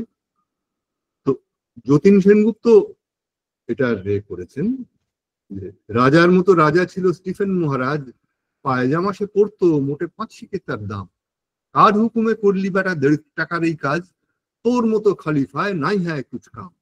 বিউটিফুল ট্রান্সলেশন অনেক দিক থেকে। স্টিফেন রাজা সবাই জানে, সবাই মানে তার কাছে তুই কোথায় লাগিস ওরে হতচ্ছাড়া, দেশটা যে উচ্ছন্নে গেল তোদের অহংকারে, প্রাইড হলোই বা তার ছেঁড়া ফিরেন সেইটা গায়ে চড়া। খুব ভালো, কিন্তু প্রবলেমটা কি হয়েছে যে সেই সময় শেক্সপিয়ারের নাটকের গানের সুরগুলো তো কেউ জানতেন না, মানে কেউ অত গবেষণা করে না। আমরা বোধহয় প্রথম শেক্সপিয়ার সোসাইটি যারা পুরনো সুরগুলোকে সন্ধান করে বার করতে আরম্ভ করি। আমাদের একটা গবেষণা ছোট্ট গবেষণার বডিও ছিল এই কাজের জন্য। আমরা অনেক হেল্পও পেয়েছিলাম, একাধিক শিক্ষিকা যারা পিয়ানো টিয়ানো জানেন তারা মূল নোটেশন গুলো পিয়ানোয় বাজিয়ে সুরগুলো আমাদের করিয়ে দিয়েছেন ইত্যাদি ইত্যাদি। গানটা সুরটা ছিল এরকম: King Stephen was an worthy peer, his breeches cost him but a crown.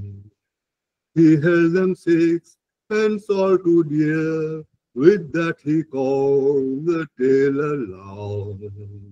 He was a wight of high renown, and thou wert but of low degree. His price that pulls the country down, then take thine old cloak about thee.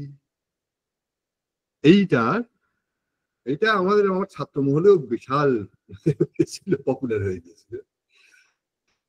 ছিল নবাব এক, তার পয়সা ঢের, তার লুঙ্গির দাম ঠিক 1 মোহর, বলে 4 পয়সা দাম বাড়তি এর, ডাক দর্জিকে বেটা কি জোচ্চোর, দেখ রাজার মান মোর কি খানদান, আর দর্জি তুই নে হাত পোঁচা, দাম বেড়েই দেশের এমনি হাল, তুই যা তোর লুঙ্গি পরবো না। তারপর তো স্টেজে মহা হইচই শুরু হয়েছে, ওইটা চেঁচিয়ে কোরাস করে একেবারে এই। তো আরো আরো কিছু গান আছে, যেমন 12th নাইটেই ও মিস্ট্রেস মাইন্ড। হ্যাঁ স্যার, ও মিস্ট্রেস মাইন্ডটাই হোক। কিন্তু তার তার তার তার আচ্ছা 1 মিনিট, আমি ঠিক এই গান গাইবার জন্য তৈরি হয়ে আসিনি তো, কাজে খুঁজে বার করতে হচ্ছে।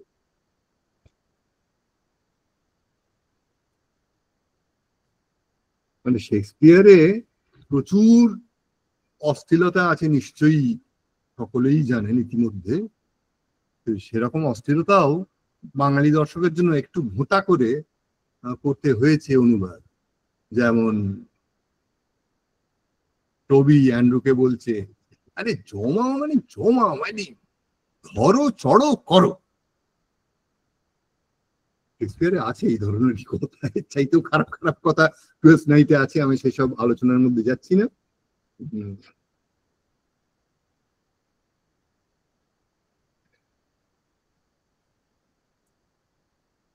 যাক গে, পশুপতি ভট্টাচার্যের এটা আমি এখনই হাতের কাছে পাচ্ছি না। এই যে এসছে,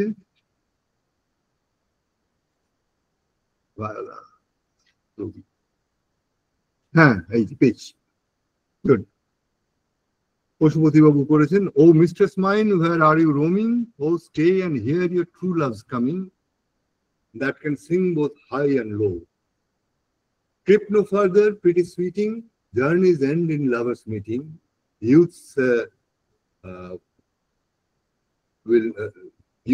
time will not endure, what is love is not hereafter, Present love has present laughter. Present love, what's to come is still unsure. In delay there lies no plenty, then come kiss me sweet and 20. Youth's stuff will not endure. আমি একটুখানি লাইনগুলো গুলিয়ে ফেলেছি, মাফ করছি, পড়ো ভাই ইংরেজি লাইনগুলো। এটা পশুপতিবাবু করেছেন। কোথায় ঘুরিছ সখী, কাছে বসো এসে, কথা কও হেসে, গাহিবে প্রাণের পাখি।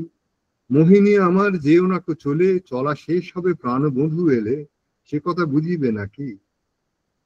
প্রণয় কিবা সে জানো না এখনো, কেবল ফুর্তি হাসিটি মাখানো, দেরি হলে সখী পাবে না প্রচুরে, দাও চুমা তরা শতেকের বারে, যৌবনে নাহি ফাঁকি। এক ধরনের হয়েছে নিশ্চয়ই, অস্বীকার করার উপায় নেই, কিন্তু তাহলেও আমি স্যাটিসফাইড নই, কারণ ওই সুর, Oh mistress mine, where are you roaming? Oh stay and hear your true love's coming. Oh stay and hear your true love's coming, that can sing both high and low.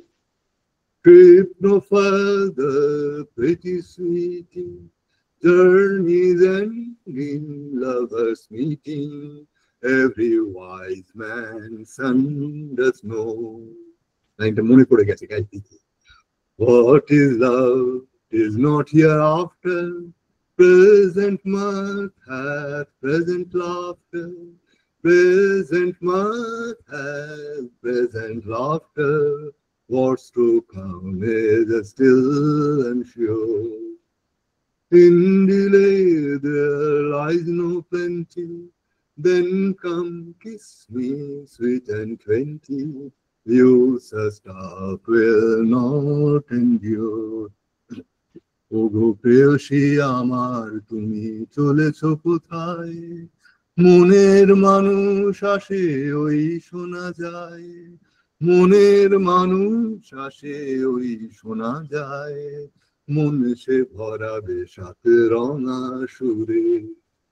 যেও না চলে দূরে আনমনে, পথের যে শেষ হবে প্রেমের মিলনে, এ কথা জগৎ জুড়ে সবাই জানে। ক্ষণিকের সুখ আনো ক্ষণিকের হাসি, এখনই লেগেছে ভালো আজই ভালোবাসি, এখনই লেগেছে ভালো আজই ভালোবাসি, কাল যে কি হবে সে কি আজ বলা যায়। সবুরে ফলে না নেওয়া প্রেমের খেলাতে, দাও তবে দাও ভরে ঠোঁটের সুধাতে, চিরদিন থাকে না তো যৌবন হায়, চিরদিন থাকে না তো যৌবন হায়। এই ফেস্টি গান গাই তো আমি, আমি ফেস্টি রোলে অভিনয়ও করেছি। এটা আমি এবার বলতে যাচ্ছিলাম, মানে রহস্য ফাঁস করার জন্য আর। তবে সত্যি কথা বলতে কি, এই রোলে ফেস্টির রোলে দেবব্রত চক্রবর্তী অভিনয় করেছে একবার, অনুপ চক্রবর্তী ওই অন্য থিয়েটারে ছিল, এখন টিভিতে আছে, সে যা অভিনয় করেছিল, এটা দুজনেই অভিনয় করেছিল, গান নিয়েছিল, সে আমার থেকে ঢের ভালো। আর অনুপ, দুজনেরই গলা অসাধারণ ভালো ছিল, খুবই ভালো। যা হোক, একটা খুব খুব বিখ্যাত soliloquy, এইটা আমরা একটুখানি শুনি।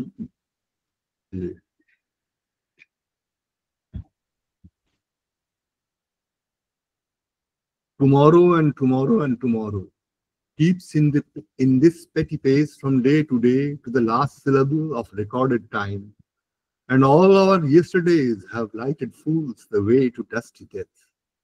Out, out, brief candle, life's but a walking shadow, a poor player that struts and frets his hour upon the stage, and then he's heard no more.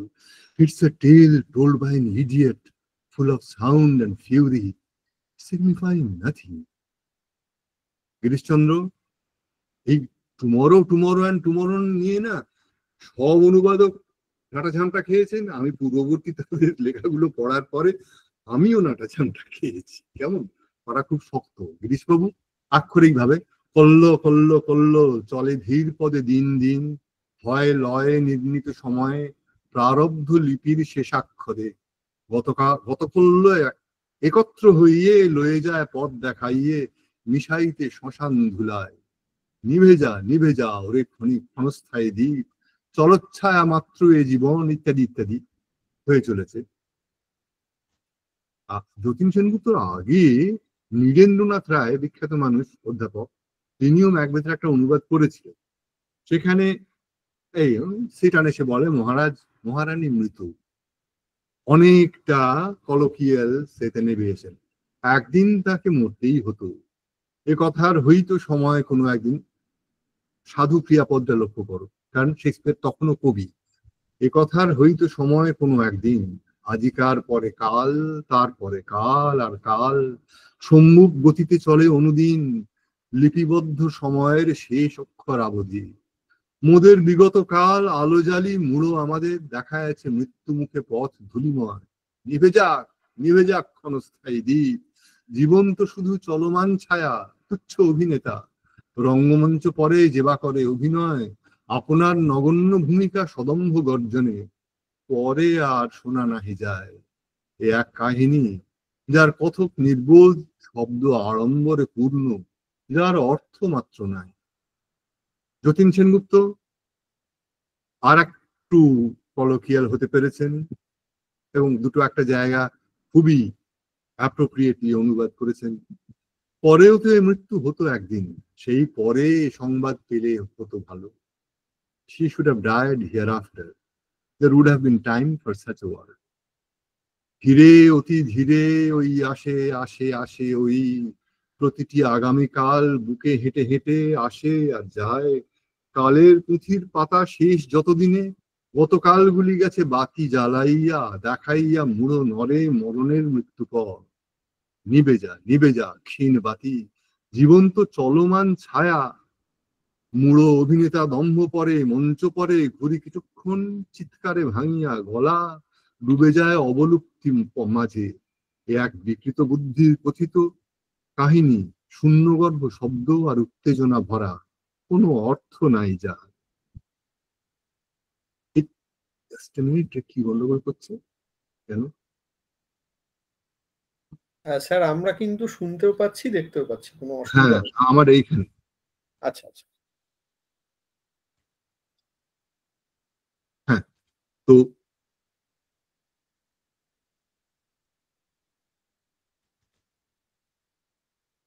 আমার অনুবাদে এটা আসছে যে মহারানী মারা গিয়েছেন মহারাজ, আরো পরে মরলেও পারতেন, এসব কথা তখন সময় পাওয়া যেত। যেটা ক্রিটিকরা বলেছেন, ম্যাকবেথ প্রায় ক্যাজুয়াল হয়ে গেছে, ডেথের ব্যাপারে আর তার কিছু যায় আসে না, বউ মরে আরো পরে মরলেও পারতেন, এসব কথার তখন সময় পাওয়া যেত। কাল কাল আর কাল, শুধু আগামীকালের পরম্পরা, এরকমই স্রথগামী বুকে হেঁটে দিন পরে দিন, সময়ের দলিলের শেষ বর্ণ অবধি চলে যায়। আর যত গতকাল, ধূমার্ত মশাল জেলে নির্বোধ গুলোকে নিয়ে চলে মৃত্যুর ধুলোয়। নেভ ক্ষণিকের বাতি, এই জীবন শুধু এক চলমান ছায়া, এক অপর নাটুয়া বরাদ্দ সময়, যার মঞ্চে যত দাপট আস্ফোট, তারপরে নিঃশব্দ অতল এক নির্বোধের বলা গল্প কথা, তাতে শুধু হট্টগোল, ক্রুদ্ধ আস্ফালন, অর্থ কিছু নেই। তো এই আরো করা যায়। মোট কথা আমার বক্তব্য হচ্ছে যে আমরা আমাদের চেষ্টা করা যেতে এইভাবে, যে ক্রমশ শেক্সপিয়ার, মহাকবি শেক্সপিয়ার, তাকে কবিতা হিসেবে অনুবাদ করতে হবে, এই আইডিয়াটা ছেড়ে দিয়ে আমাদের ভাবতে হবে যিনি একজন মহান নাট্যকার, যার দর্শক যার হাতের মুঠোর মধ্যে ছিল, যেভাবে ইচ্ছে নাচাচ্ছেন, খেলাচ্ছেন, যখন যা ইচ্ছে 100 রকমের খিচুড়ি পাকাচ্ছেন নাটকের মধ্যে, দর্শক সব মেনে নিচ্ছে, ইজ স্টিল শেক্সপিয়ার। এই একটা অসামান্য ক্ষমতা, সেইটাকে অগ্রাহ্য করা উচিত নয়। কিন্তু হয়েছে কি, শেক্সপিয়ার এই ক্লাসরুমে ঢুকে পড়ার পরে শেক্সপিয়ারের যারা কি বলবো, গার্জেন যারা, তারা এই আইডিয়াটা সেই ছাড়তে পারছে না। যে আমাদের ক্লাসরুমে গিয়ে লেকচার দিতে হবে, জিনিসটা পণ্ডিত ফলাতে হবে, এটা পণ্ডিতদের জিনিস। শেক্সপিয়ারের যে পিট, যেটা ছপাশার পাবলিকের সঙ্গে চেটাইয়া নিবেন, সেই চেটাইয়ানা পাবলিকদের কথা তারা সম্পূর্ণ ভুলে গেছে। তাদের জন্য শেক্সপিয়ার নাটক লিখেছিলেন এবং তারাই একটা মেজর সোর্স অফ ইনকাম ছিল। এটা ভুলে যাওয়া আমাদের খুব অন্যায় হয়েছে। আমরা জানি না যে শেক্সপিয়ার কিভাবে মানে দর্শককে এনগেজ করে রাখত। আমি টুয়েলথ নাইট নাটক প্রসিনিয়ামে করিয়েছি, খুব সব জাগজ্জা করা স্টেজ দিয়ে, যদিও সব স্টেজ আমার ছেলেপুলেরা নিজেদের হাতে তৈরি করেছিল, দারুণ স্টেজ বানিয়েছিল, দারুণ আলোক টালোক হয়েছিল, ব্যাপার ঠিক আছে। তারপরে আমি কিন্তু এটা করে ইউনিভার্সিটিতে, রবীন্দ্রভারতী ইউনিভার্সিটিতে ঠাকুর দালানে, রবীন্দ্রনাথের বাড়ির ঠাকুর দালানে, সেইখানে করিয়েছিল। দর্শকদের ওই মাঝখানে বসিয়ে দিয়েছিল উঠোনে, চারদিক ঘিরে অভিনয় হয়েছিল। পবিত্র সরকার ভাইস চ্যান্সেলর তখন দেখতে এসেছিলেন, তার একটা কমেন্ট খুবই মনোগ্রাহী, আমার মনে থাকবে, বাবা দত্তাত্রেয় এই যা ব্যবস্থা করেছে, ঘাড়ে বল বিয়ারিং লাগিয়ে আসতে হবে, কখনো সামনে হচ্ছে তারপর পেছনে আবার ঘোরে, কখনো ডান দিকে। আমাকে অনেকে বারণ করেছিল, কিন্তু জিনিসটা অদ্ভুত ভাবে খেটে গিয়েছিল, কারণ দর্শকেরা পরিশ্রম করার ফলে ক্রমাগত নিজেরা তো অ্যাক্টিভেটেড হয়ে থাকছে না, নাটকটা মন দিয়ে দেখছে। এমনকি ছাত্ররা এক এক জায়গায় বড়, অনেকখানি বড় জায়গায় শতরঞ্জি মাদুর পেতে করা হয়েছে, গোল্লা পাখি এর পরে নেক্সট এন্ট্রান্সটা কোনখান দিয়ে হবে, 5 পয়সা 10 পয়সা করে বাজি ধরছে তারা। এইরকমও হয়েছে, মানে এলিজাবেথন দর্শক ঠিক যেরকম ছিল, নাটকও দেখছে, নিজেদের জগতেও আছে, মাথার উপরে আকাশ খোলা, ঠিক সেই জিনিসটা তৈরি হয়েছিল। এবং এখনো বলতে কিছু নেই, অসুবিধে কিছু নেই, যে সেই সময় অনেকেই বলেছিল, যারা বহুকাল ধরে রবীন্দ্রভারতের প্রোডাকশন দেখছে, যে এতদিনে একটা ইউনিভার্সিটি প্রোডাকশন বললে যা বোঝে তাই হয়েছে। অর্থাৎ এইভাবে শেক্সপিয়ার কিন্তু কথা বলেন। দুটো একটা ঘটনা বলি, যে ভায়োলা যে করছিল, তার ওই যে ডায়ালগ, আংটি তো দিইনি আমি, মহিলার মতলবটা কি, আমার চেহারা দেখে বুঝে গেল নাকি সর্বনাশ। এটা কিন্তু ও দাঁড়িয়ে আপন মনে সলিডোকাইজ করছে না, ঝুঁকে পড়ে সামনের নিজের হাতের কাছে যে দর্শকগুলো তাদের বলছে, তো মহিলার মতলবটা কি, যে আমার চেহারা দেখে মজে গেল নাকি, সর্বনাশ। বারবার করে সত্যি যেরকম দেখছিল, এই এই টোনে সে কথা বলে যাচ্ছে। অসাধারণ অভিনয় করেছিল মহুয়া, মহুয়া সরকার ছিল তখন, এখন আনন্দবাজার পত্রিকাতে, মিডিয়াতে আর কি, চ্যানেল যা হোক, অসাধারণ হয়েছিল।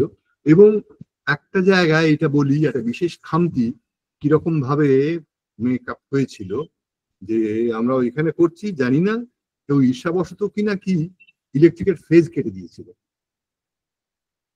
লাইটিং এ ছিলেন আমার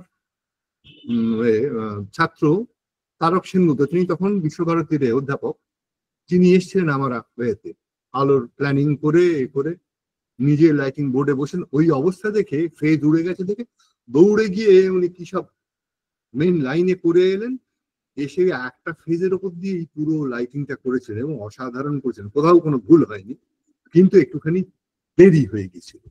একদম পঞ্চম অঙ্কে ডিউকের শেষ দৃশ্যে ডিউকের আসার কথা, সেখানে আলো আসতে একটুখানি দেরি হচ্ছে। এদিকে তার আগেই ফেস্টি, সাট্টবি, এরা সব ম্যালভোলিওর ওই যে প্রিজন, তার সামনে দাঁড়িয়ে নানান রকম ভাড়ামুইয়ার্কি ইত্যাদি বদমাইশি করে যাচ্ছে ম্যালভোলিওর সঙ্গে। ডায়ালগ ফুরিয়ে গেছে, আর ডিউক আসছে না, ওরা বারবার তাকাচ্ছে, আলো আসছে না বলে, ডিউক আসছে না। আবার ওই যে খানিকটা দেরি হলো, কি শেষকালটায় যে ফেস্টি করছিল দেবব্রত চক্রবর্তী, যার কথা এক্ষুনি বললো, সেই দর্শকদের বলে, আমাদের কিন্তু কোনো দোষ নেই, ওখানে আলো আসছে না বলে হচ্ছে না। দর্শকরা মেনে নিল ব্যাপারটা, কারণ তারা জিনিসটাকে থিয়েটার হিসেবে দেখছে, কোন স্টেজের রিয়েলিস্টিক ইলিউশন হিসেবে দেখছে না, তারা দেখছে শেক্সপিয়ার হিসেবে। এইখানেই আমি বলবো যে আমার জয় বা শেক্সপিয়ারের জয়, যে নাটকের মধ্যে রিয়েল লাইফ ঢুকে পড়লেও এতটুকু ব্যাঘাত ঘটে না, যেটা হার্ড থিয়েটারে তোমরা দেখতে পাবে মাঠের মধ্যে প্রোডাকশন হচ্ছে, তার মধ্যে চা বিক্রি করছে কেউ এসে, সেও নাটক দেখছে, দর্শকরা চা খেতে খেতে দেখছে, নিজেরা মন্তব্য করছে, হয়তো কুরিয়ার সার্ভিসের লোক একটুখানি গাড়ি দাঁড় করিয়ে এই কি হচ্ছে দেখে চলে গেল। এই রকম নাটক আর রিয়েল লাইফ আলাদা হচ্ছে না। এইটা শেক্সপিয়ারের একটা বিশেষ বৈশিষ্ট্য, যেটাকে আমাদের অনুবাদেও চেষ্টা করতে হবে, যদি মঞ্চায়ন করি সেখানেও চেষ্টা করতে হবে। আর কি বলবো, সকলকে ধন্যবাদ জানিয়ে এখানে ইতি করি। না শেষ তো স্যার এখনই করা যাচ্ছে না, ও এখন মানে কয়েকটা প্রশ্ন এসেছে, ভালো ভালো প্রশ্ন, ভালো ভালো ভালো ভালো প্রশ্ন, মানে সেগুলো আমাকে পড়তেও হবে, আর আরো কিছু কথা এসেছে সেগুলো আমাকে পড়তে হবে। তো আমি সেগুলো পড়ি এক এক করে। হ্যাঁ বলো। আচ্ছা শ্রীতা, আপনার যে বক্তব্যটি আমি কি পড়ে দেব নাকি আপনি স্যারের সাথে কথা বলবেন? আপনি পড়ে দিন। আচ্ছা বেশ বেশ। শ্রীতা, আপনি বলিউড অ্যাডাপ্টেশন অফ শেক্সপিয়ার নিয়ে তো কিছু কথা বললেন, তো সেইটার ভিত্তিতে শ্রীতার একটি প্রশ্ন রয়েছে। শেক্সপিয়ারের বলিউড অ্যাডাপ্টেশনকে আপনি কিভাবে দেখেন? যদি তা মূলের যথাযথ অনুসরণ নাও হয়ে থাকে, যদি সেখানে ত্রুটি বিচ্যুতি থেকেও থাকে, তবু সাহিত্য সাহিত্যিককে জনপ্রিয়তা দেওয়ার, যুগের অনুপন্থী করে তোলার এও এক পন্থা, এ কথা কি আপনি স্বীকার করেন? প্রথমত আমি শেক্সপিয়ারকে সাহিত্য বলে স্বীকার করি না। শেক্সপিয়ার সাহিত্য নন। একটা কথা আছে শিল্প সাহিত্য এবং পত্রিকার কথা ভাবো, শিল্প সংক্রান্ত পত্রিকা আর সাহিত্য সংক্রান্ত পত্রিকা এগুলোর বিষয় আলাদা হয়, তাই না? তো কেন হয়? সাহিত্য জিনিসটা শিল্প নয়। শিল্প কি? শিল্প আমাদের এস্থেসিস ঘটায়, ইন্দ্রিয় সংবেদন, আইস্থেসাস গ্রিক শব্দ থেকে ওটা আসছে, সংবেদন ঘটায়। সাহিত্য তা ঘটায় না। সাহিত্য অনুদিত হয়ে আসে। সাহিত্য হরফগুলোকে আমরা অর্থে অনুবাদ করি, তারপরেতে সেটাকে বুঝি। সেই জন্য সাহিত্য শিল্প পদবাচ্য নয়, কিন্তু নাটক শিল্প পদবাচ্য। তুমি যেটা দেখছো, গান শিল্প পদবাচ্য, তুমি যেটা শুনছো, সঙ্গে সঙ্গে তোমার ইন্দ্রিয় অনুভূতি হচ্ছে যে ওই গানটাকে তুমি আর কিছুতে ডেসক্রাইব করতে পারবে না। নিখিল ব্যানার্জি সেটার ভাষায় বলতে পারবে, সাহিত্যের ভাষায় ভেগ কতগুলো কথা এলোমেলো বলে চালাতে হবে।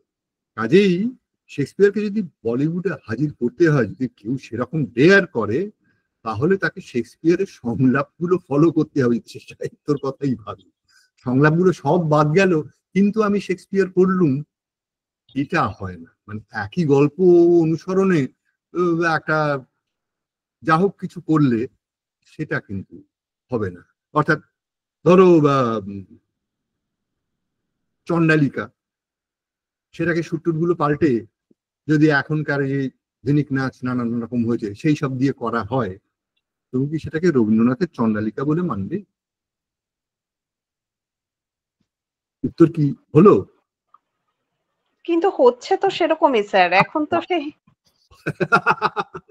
রবীন্দ্রনাথের একটা কথা আছে যে সময় তো আর রথে চড়ে আসেন না, আমরা তাকে ঘাড়ে করে নিয়ে আসি। এইটা মনে রেখো, সময় যে পাল্টাচ্ছে তার দায়টা কিন্তু আমাদের।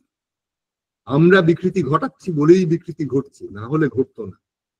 আর একটা জিনিস জেনে মানে মাথার মধ্যে সবসময় রাখা ভালো, তুমি কি সাহিত্যের ছাত্রী? হ্যাঁ হ্যাঁ, আমি সাহিত্য পড়েছি। না স্যার, আমি একটু বলে দিই, মানে সেটা বিনয় করে বলছেন না, উনি অধ্যাপিকা, দিল্লি বিশ্ববিদ্যালয়ের একটি কলেজে অধ্যাপনা করেন। ওনার কাজের বিষয়ে এখন বিস্তারিত আমি বলতে গেলে উনি অপ্রস্তুত হবেন, একদমই। হ্যাঁ, সেটা আর বলছি না। বেশ, ঠিক আছে। কথাটা কি ছিল? হ্যাঁ, আমরা সবাই কিন্তু সাহিত্যের ছাত্রছাত্রী, আমরা সবাই। হ্যাঁ, শেষ দিন পর্যন্ত শিখতে থাকবো। সাহিত্যেরই ছাত্র ছিলাম। ইনফ্যাক্ট যাদবপুরে সাহিত্যে আমার একটা রেকর্ড মার্কস ছিল একসময়, কেমন? তো সেদিক দিয়ে কিছু না, সাহিত্যকে আমি সাহিত্য হিসেবেই জানি, কিন্তু শিল্পকে আমি শিল্প হিসেবে জানি। যে কদিন পরেই আমি একটা আলোচনায় আবার আসবো এবং তখন এই প্রশ্নটা তুলবো যে সুরের অনুবাদ হওয়া সম্ভব কিনা। এইটাই আমারও মনে হচ্ছিল। আর স্যার, আমি একটা ছোট্ট প্রশ্ন অ্যাড করতে চাই। হুম সেটা হচ্ছে যে ধরুন প্রবন্ধ, কবিতা, গল্প, উপন্যাস এগুলো অনুবাদ করতে গেলে সেটার যেটা সূত্র বা নিয়ম, নাটক অনুবাদের ক্ষেত্রে, কারণ সেটা মঞ্চায়ন হবে, সেটা দৃশ্যায়ন হবে, সেক্ষেত্রে কি একটু অন্য কোনো সূত্র বা অন্য বিষয় মাথা রেখে কাজটা করতে হবে, একটু যদি ওই যে গাইড স্টেজ, করেন। এক হচ্ছে স্টেজ আর এক হচ্ছে দর্শক। আমার দর্শককে আমি যদি না জানি তাহলে আমার এইসব চেষ্টা করার কোনো দরকার নেই। আমি কাদের জন্য করছি, আমি ধরো কলকাতার বস্তিতে গিয়ে যদি নাটক করি, করে অনেকে, ভালো কাজ করে, খারাপ অর্থে বলছি না, কিন্তু সেইটা গিয়ে একাডেমির প্রসিনিয়ামে করলে সেটা মোটেই সিদ্ধ নাটক হবে না। আমি বাদল সরকারের থার্ড থিয়েটার কম্পিটিশনের স্টেজে দেখেছি, একদম আসে না, ঘুমা, স্টেজে ফেল করে, প্রসিনিয়াম স্টেজে। কেমন এক একটা ধরনের নাটকের নিজস্ব ইডিয়াম আছে, সেইভাবে তাকে করতে হয়। এই শেক্সপিয়ারকে তুমি নিয়ে গিয়ে এলিজাবেথন মডেলের স্টেজে ফেলে করো, দেখবে কি প্রচন্ড সাকসেসফুল হয়।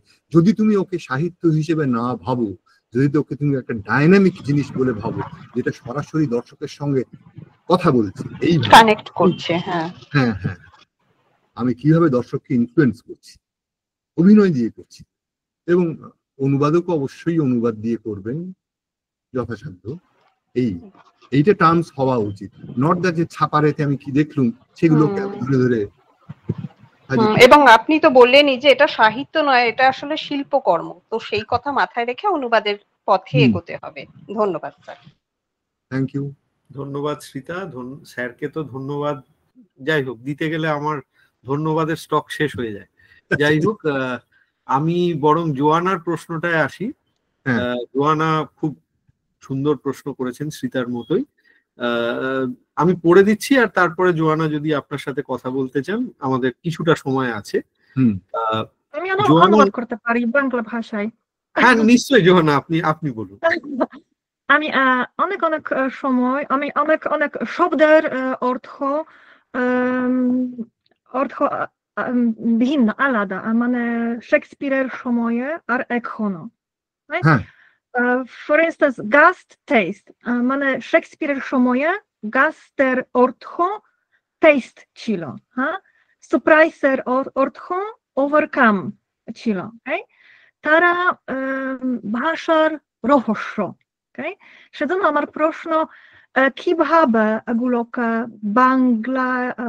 বাংলা ভাষায় অনুবাদ করবেন?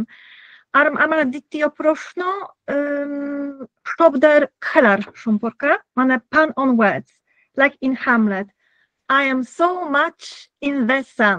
Sun মানে সূর্য, আর sun মানে পুত্র। Okay. Now is the winter of our discontent made glorious by this glorious son of York. তাই না? পানিং, শেক্সপিয়ারের পানিং। পানিং প্রসঙ্গে আমি একটুখানি করলুম, ওই যে হাসির যে ছোট ছোট ডায়ালগ গুলো বললুম, সেইখানেই পানিং সিনকাপেস প্রসঙ্গে পানিং কিছুটা করেছি। সব সময় সম্ভব হয় না এবং কিছু জায়গা বাদ দিতে হয়, সেক্ষেত্রে আমি চাইলে কম্পেনসেট করতে পারি। আমি অনুবাদক বিশ্বাস করি যে অনুবাদকের যথেষ্ট স্বাধীনতা আছে। তিনি শেক্সপিয়ারের মধ্যে যদি সত্যি ঢুকতে পারেন, তাহলে তিনি ফিল করতে পারবেন যে এখানে অন্য কোনো সাবস্টিটিউশন সম্ভব কি না। এই যে ছৌ নাচতে নাচতে গির্জে গিয়ে ভাঙনা নাচতে নাচতে ফেরা উচিত, কিন্তু শেক্সপিয়ার লেখেননি। কিন্তু গ্যালিয়ার্ড করান্টো বললে কি আমাদের দর্শক কিচ্ছু বুঝবে না। সিনকাপেস বললেও পানিংটা পৌঁছবে না। ওখানে ওই ঝাঁপতাল একতাল ওই সব করেই তাদের বোঝাতে হবে হোয়াট ওয়াজ মেন্ট বাই ইট। এইখানে কিন্তু আমি বলবো যে অ্যানোটেটেড এডিশন যেগুলো, সেগুলোর দরকার আছে, যে এইখানে এলিজাবেথন ইউজ কি ছিল, Shakespeare what might have meant, কোনটা অ্যাপ্রোপ্রিয়েট মিনিং হতো সেইগুলো জেনে নিয়ে তাকে আমি বাংলায় আনতে পারি কিনা সেইটা আমি তুমি বলেই সম্বোধন করছি, ছোট মেয়ে বলে মনে হচ্ছে। ট্রান্সলেশনের কোনো ক্লাস কি রবীন্দ্রভারতীতে তুমি করেছিলে? আমি শেক্সপিয়ার খুব ভালো জানি। না না, শেক্সপিয়ার নয়, তুমি রবীন্দ্র ভারতী বিশ্ববিদ্যালয়ে কি ছিলে? Yeah, I'm sorry. Yes, yeah. আমি রবীন্দ্রনাথ আমার ক্লাস কি করেছিলে? না, হুম। তুমি তার পরে অন ট্রান্সলেশন। আমি গীতাঞ্জলি অনুবাদ করছি, সেজন্য আমি অনেক ঠাকুরের সম্পর্কে গবেষণা করছি। আচ্ছা ঠিক আছে, সে প্রসঙ্গ থাক। Sorry, just lost my mind for a moment. আমরা শেক্সপিয়ার অনুবাদের মধ্যেই আলোচনাটা আটকে রাখার মানে রাখার চেষ্টা করি, লিমিটেড রাখার। আমরা শেক্সপিয়ার অনুবাদের ক্ষেত্রে প্রধান যে ভুলটা করেছি সেটা হচ্ছে আমরা রবীন্দ্রনাথকে একেবারে অগ্রাহ্য করে গেছি। কেমন? রবীন্দ্রনাথ কিন্তু এমন একটা ড্রামাটিক ল্যাঙ্গুয়েজ, ড্রামাটিক পোয়েট্রি তৈরি করেছিলেন যেটা শেক্সপিয়ারের সঙ্গে সমানে পাল্লা দিতে পারে। আমি একটুখানি শোনাচ্ছি বিসর্জন নাটক থেকে। রঘুপতি জয়সিংহকে বোঝাচ্ছে, পাপ পুণ্য কিছু নাই, কে বা ভ্রাতা, কে বা আত্মপর, কে বলিল হত্যাকাণ্ড পাপ, এই জগৎ মহা হত্যাশালা, প্রতি পদে চরণে জ্বলিত শতকীট, তাহারা কি জীব নহে? রক্তের অক্ষরে অবিশ্রাম লিখিতেছে বৃদ্ধ মহাকাল, বিশ্বপত্রে জীবের ক্ষণিক ইতিহাস। হত্যা অকারণে, হত্যা অনিচ্ছার বশে, চলেছে নিখিল বিশ্ব হত্যার তাড়নে, ঊর্ধ্বশ্বাসে প্রাণপণে, ব্যাঘ্রের আক্রমে মৃগসম, মুহূর্ত দাঁড়াতে নাহি পারে। বিশ্বের চৌদিক বেয়ে চির রক্ত ধারা ফেটে পড়িতেছে, নিষ্পেষিত দ্রাক্ষা হতে রসের মতন অনন্ত খট পড়ে। মানে কমিউনিকেশনের দিক থেকে শেক্সপিয়ারের চাইতেও উঁচুতে আমি স্থাপন করব এই বাংলাকে। কিন্তু এই যে এটা পুরোটা কিন্তু পয়ার ছন্দে লেখা, যদি মিল নেই অমিত্রাক্ষর পয়ার, অতএব আমরা ব্ল্যাঙ্ক ভার্স বলতে পারি। আমার মডেলের সঙ্গে তফাতেই যে রবীন্দ্রনাথ 14 অক্ষরের পয়ার ব্যবহার করেছেন, আমি 18 অক্ষর করি আমার সুবিধে হয় বলে। আর এই যে 5টা আঘাতের কথা বললাম, সেখানে আমার রিদমটা ফলো করতে ইচ্ছে করে। আমার নিজের একটা ধারণা যে রবীন্দ্রনাথের কবিতা যারা ভালো করে মুখস্থ করেনি তারা শেক্সপিয়ার ভালো অনুবাদ করতে পারবেন। আমাকে যদি এখনই বলো তো আমি 2-2.5 ঘন্টা স্মৃতি থেকে রবীন্দ্রনাথের কবিতা বলে যেতে পারবো। আমি কিছু বাহাদুরি ক্লেম করছি না। আমি আমার পাড়াতেই এক ভদ্রলোক আছেন, তিনিও পারবেন। তিনি স্কুলের সঙ্গে জড়িত ছিলেন, যা হোক, তাকে আমি খুব শ্রদ্ধা করি ওই কারণে। রবীন্দ্রনাথকে তিনি অত্যন্ত ভালোভাবে পড়েছেন, প্রায় যে কোনো রেফারেন্স ধরতে পারে, যা হোক। কিন্তু এইটা আমরা যদি বাঙালি হিসেবে যদি এইটা আমরা আয়ত্ত না করি, আমরা কখনোই ভালো অনুবাদ করতে পারবো না শেক্সপিয়ারকে। কারণ সেই ভাষা, শেক্সপিয়ারের ভাষা বাংলাতে আছে। কর্ণকুন্ত কি বলে, গান্ধারীর অভিশাপ, গান্ধারীর অভিশাপে দুর্যোধনের যে যুক্তিগুলো সাজাচ্ছে, কি আর্গুমেন্টেটিভ, কি অসাধারণ আর্গুমেন্ট, খেয়াল করে দেখেছে কেউ? দুর্যোধন তো ভিলেন, তার মুখে অত জাস্টিফাইড কথাবার্তা দিয়ে গেছেন রবীন্দ্রনাথ, কারণ সেটা নাটক সুলভ, নাট্য সুলভ। আর ওই শেক্সপিয়ারের কাব্যগুণটা বাদ দিয়ে তাকে ফিল্মে আনা, সেটাও ঠিক বলে মনে হয় না, মানে বলিউডে। কিন্তু RSC শেক্সপিয়ার আছে, প্রচুর আছে। আমার একটা বই হবে শিগগিরই বেরোবে, শেক্সপিয়ার মানে তাতে ফিল্মে শেক্সপিয়ার, তার উপরে কিছু আলোচনা আছে। সে বইটা কিছুই বেরোচ্ছে না, যা হোক, বলার কোনো মানে হয় না। তবে এই যে এটা কবে, বিসর্জন 1890 সালে লেখা। পরবর্তী যারা, হারানচন্দ্র রক্ষিত 1897, গিরিশচন্দ্র 1900, কেবল 1899 না এরকম, তাই না? তারপরেও আরো এরা সকলে এই রবীন্দ্রনাথের শিক্ষাটা অগ্রাহ্য করে গেলেন। কেমন এরা সব, মানে বাংলা ছন্দের চলন, বাংলা ভাষার প্রকাশ ক্ষমতা, এইগুলো কিচ্ছু স্টাডি না করে তারা শেক্সপিয়ার করতে পারে। উৎপল দত্তর কথা আমি বাদ দিতে, ওটা তো মানে কি বলবো, অলোক রঞ্জন দাস কিন্তু তার ভূমিকায় বলেছেন অত্যন্ত স্ক্যান করা যায় এমন গদ্য, একটি লাইনও তিনি কিন্তু স্ক্যান করে দেখাতে পারেন। একটা বড় কথা বলে দিলেন এরকম। এবং এডিটর শ্রমিক বন্দ্যোপাধ্যায়, তার নোটগুলো দেখবেন একেবারে বুক ওয়ার্মের মতন নোট, একেবারেই বুক ওয়ার্মের নোট, ইংরেজি বই থেকে নোটগুলো টুকে টুকে এনে করে দেওয়া। এবং ওটা অনুবাদ না ভাবানুবাদ নাকি ট্রান্সলেশন না কি, সে সবগুলোই বই প্রসঙ্গে বলা হয়ে গেছে। কখনো সেটা অনুবাদ বলা আছে, কখনো ভাবানুবাদ বলা হচ্ছে, কখনো ভাষান্তর বলা হচ্ছে, এইরকম। তো এইগুলোই আমাদের সবচেয়ে বেশি ক্ষতি করেছে বলে মনে হয়। একটু আলোচনা করলাম, খুব বেশি করলে একবার লোকে ভাববে যে ভীষণ উৎপল দত্তের পেছনে লেগেছি, কিন্তু ওর কাজের নমুনাটা এইটা। অ্যাকচুয়ালি কারোর সম্বন্ধে যা রটে সেটা সর্বদা ঘটে না, রটনাটাই আমরা শুনতে পাই। কিন্তু তার আগে যারা করেছেন তারা কম্পারেটিভলি অনেস্ট, নিজেদের ক্ষমতা অনুযায়ী, নিজেদের কাব্যবোধ অনুযায়ী, নাট্যবোধ যার ছিল তিনি নাট্যবোধ অনুযায়ী তিনি করে গেছেন। সেখানে তারা অনেস্ট, লোককে চমকে দেওয়ার জন্য ভুতুড়ে কিছু কাণ্ড করেননি।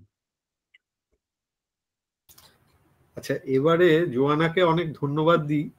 সবরই আমাদের আরেক, হ্যাঁ জোয়ানা আপনি কিছু বলতে চাইছিলেন, প্লিজ। আচ্ছা, আমাদের আরেক পার্টিসিপেন্ট সবরই, তিনি কিছু বলবেন। সবরই আপনি বলুন প্লিজ। হ্যাঁ, আমি মূলত ম্যাকবেথ নিয়েই কথা বলতে চাইছিলাম, কারণ ম্যাকবেথ আমার নিজের অত্যন্ত পছন্দের একটি টেক্সট তো বটেই, এবং এছাড়া ম্যাকবেথের বিভিন্ন অ্যাডাপ্টেশন নিয়েও আমি আগ্রহী। আমার কাছে বর্তমানে সব থেকে যে দুটো নিয়ে আমি প্রশ্ন করতে চাইছি, তার একটি হলো উৎপল দত্তের যে অনুবাদটি, যেটা থিমা থেকে বেরিয়েছে, এবং আরেকটি গিরিশ ঘোষের অনুবাদ। তো এই দুটো অনুবাদের মধ্যে আমরা একটা হেল এন্ড হেভেন ডিফারেন্স দেখতে পাই টোন এবং ল্যাঙ্গুয়েজে। সেটা কি গিরিশ ঘোষের টার্গেট অডিয়েন্স এবং উৎপল দত্তের টার্গেট অডিয়েন্সের ক্লাসের ডিভিশনের জন্যই? মানে এটাকে আমরা কিভাবে দেখবো, এই যে অডিয়েন্সের কোন অডিয়েন্সের জন্য? উৎপল দত্তর অডিয়েন্স, উৎপল দত্তর ম্যাকবেথের, উৎপল দত্তর টিপিক্যাল অডিয়েন্স, তারা উৎপল দত্তর ম্যাকবেথের অডিয়েন্স নয় বোধ হয়। আর গিরিশ ঘোষের যে টার্গেট অডিয়েন্স তারা ছিল, কিন্তু গিরিশ ঘোষের নিজস্ব ত্রুটির জন্য এবং ওই যে রবীন্দ্রনাথের শিক্ষাটা সম্পূর্ণ অগ্রাহ্য করে, রবীন্দ্রনাথ তার চাইতে অনেকটা ছোট একেবারে। ও কি একটা কথা বলি, আমার ঠাকুরদা মশাই যারা কয়েক ভাই, তাদের ধারণা ছিল কবিতে রবি ঠাকুর তাদের কি লেখেটা কি, কবি হচ্ছে মাইকেল হেমচন্দ্র নবীনচন্দ্র, রবি ঠাকুরের কবিতা নাকি, কবি নাকি, এইরকম একটা অ্যাটিটিউড রবি ঠাকুরের প্রতি তখন ছিল। কাজে গিরিশ ঘোষ সেটাকে রবি ঠাকুরকে অগ্রাহ্য করে গেছেন, আমাদের কিছু করার নেই। কিন্তু গিরিশ ঘোষ যেটা করেছেন সেটা তার ভুল হয়েছিল, তিনি ওটাকে সাহিত্য হিসেবে হাজির করার চেষ্টা করেছিলেন। মহাকবি শেক্সপিয়ার তার নাটক এবং সেটা কাব্য, সেটা অডিয়েন্স নেয় কিনা একটা খুব ডেয়ারিং চেষ্টা করেছিলেন, সেইটুকু সাধুবাদ অবশ্যই তার প্রাপ্য, কিন্তু তার চেয়ে বেশি সাধুবাদ বোধহয় তাকে দেওয়া যায় না। কারণ ওই অনুবাদটা তখনকার দর্শকরাই যে ওই যে বলেছিল যে এমন ঠকান কখনো ঠকি নাই, দর্শকেরা সিম্পলি ওই ভাষাটা নিতে পারেনি। যদিও গিরিশ ঘোষ কিন্তু তখন বিল্লমঙ্গল লিখে ফেলেছেন, তাই না, পাণ্ডব গৌরব, সে সমস্ত নিতে পেরেছে, কিন্তু একে বিদেশি ভাষা, তার উপরে ওইরকম জটিল মানে কথা বলার এরকম জটিল ভঙ্গি, এটা তারা নিতে পারেনি।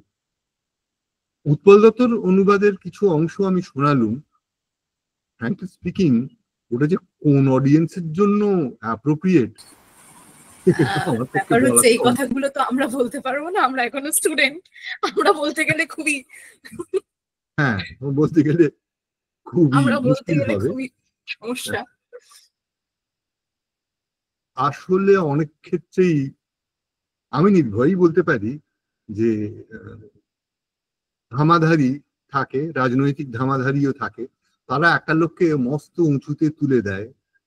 উৎপল দত্তর টিনের তলোয়ার কেউ দেখেছো? অবাক হয়ে যাবে যে যিনি টিনের তলোয়ার লিখেছেন এবং করিয়েছেন তিনি এইরকম ম্যাকবেথ করতে পারেন, ভাবা যায় না। মানে ব্যাপারটা হচ্ছে আমি এটা ভুলি না, কারণ যেহেতু আমি এখনো নিজের স্টুডেন্ট, আমার এই মুহূর্তে মাস্টার্স এর পরীক্ষা চলছে। তো উৎপল দত্তের Macbeth is subpar at its best. It's a subpar translation at its best. ওয়ার্স্টে আর বলাটা উচিত নয়, কিন্তু এটা পড়াই যায় না, লোকে বলবে কি। আমার অন্তত এই এই মোটামুটি আমরা প্যান্ডোরার বাক্স খুলে ফেলছি কিন্তু আমরা প্যান্ডোরার বাক্স খুলে ফেলছি, আবার লোকে নিন্দে টিন্দে না করে।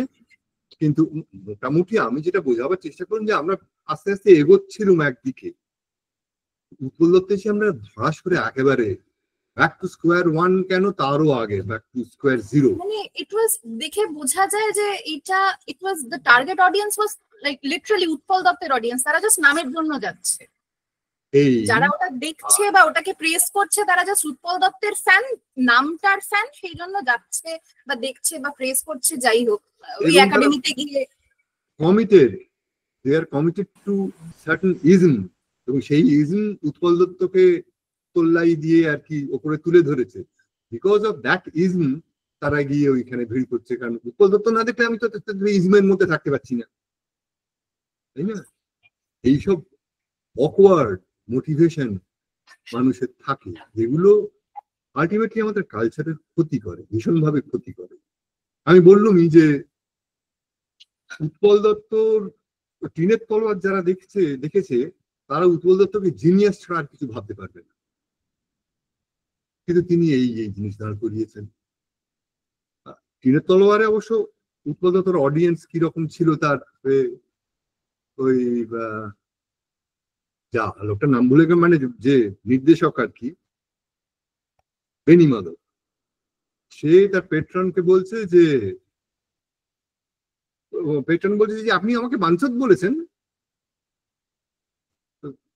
বেনি মাধব ঘাবে টাবড়ে গিয়ে তারা বলে লোকে তো আড়ালেই বাঞ্ছত বলে, নাহলে কি আমি আপনাকে মুখের ওপর বলবো আপনি বাঞ্ছত? এইটা খুব অ্যাপ্রিসিয়েট করবে এইরকম অডিয়েন্স উৎপল দত্ত ছিল। তাদের কাছে কিন্তু এইরকম শেক্সপিয়ার এইটা বোধহয়, মানে গিরিশ ঘোষ এবং উৎপল দত্তের যে দুটো ট্রান্সলেশনের একটা স্টার্ক ডিফারেন্স, দুটোই somehow lacking in qualities as translatory works, কিন্তু দুটোর ডিফারেন্স দেখলে বোঝা যায় যে গিরিশ ঘোষ ইজ স্টার্টিং যখন আমাদের এখানে নাটকের সেই বলতে গেলে সেই মরালিটি এবং মিরাকেল প্লেজ এর সময় চলছে, যখন সেই থিপসের অন্য পারে একটা বাড়িতে সেই খালাসিরা নাটক দেখতে যাচ্ছে 2 পয়সা 3 পয়সা দিয়ে, এরকম অডিয়েন্সের জন্য লেখা হচ্ছে। এবং উৎপল দত্তের সময় ভাষাটা পড়লে বোঝা যায় তারা সবাই ওই পাঞ্জাবি পায়জামা পরে একাডেমিতে গিয়ে জাস্ট বসে 2 ঘন্টা নাটক যাচ্ছে, মানে কি দেখবে জানে না, জাস্ট বসবে।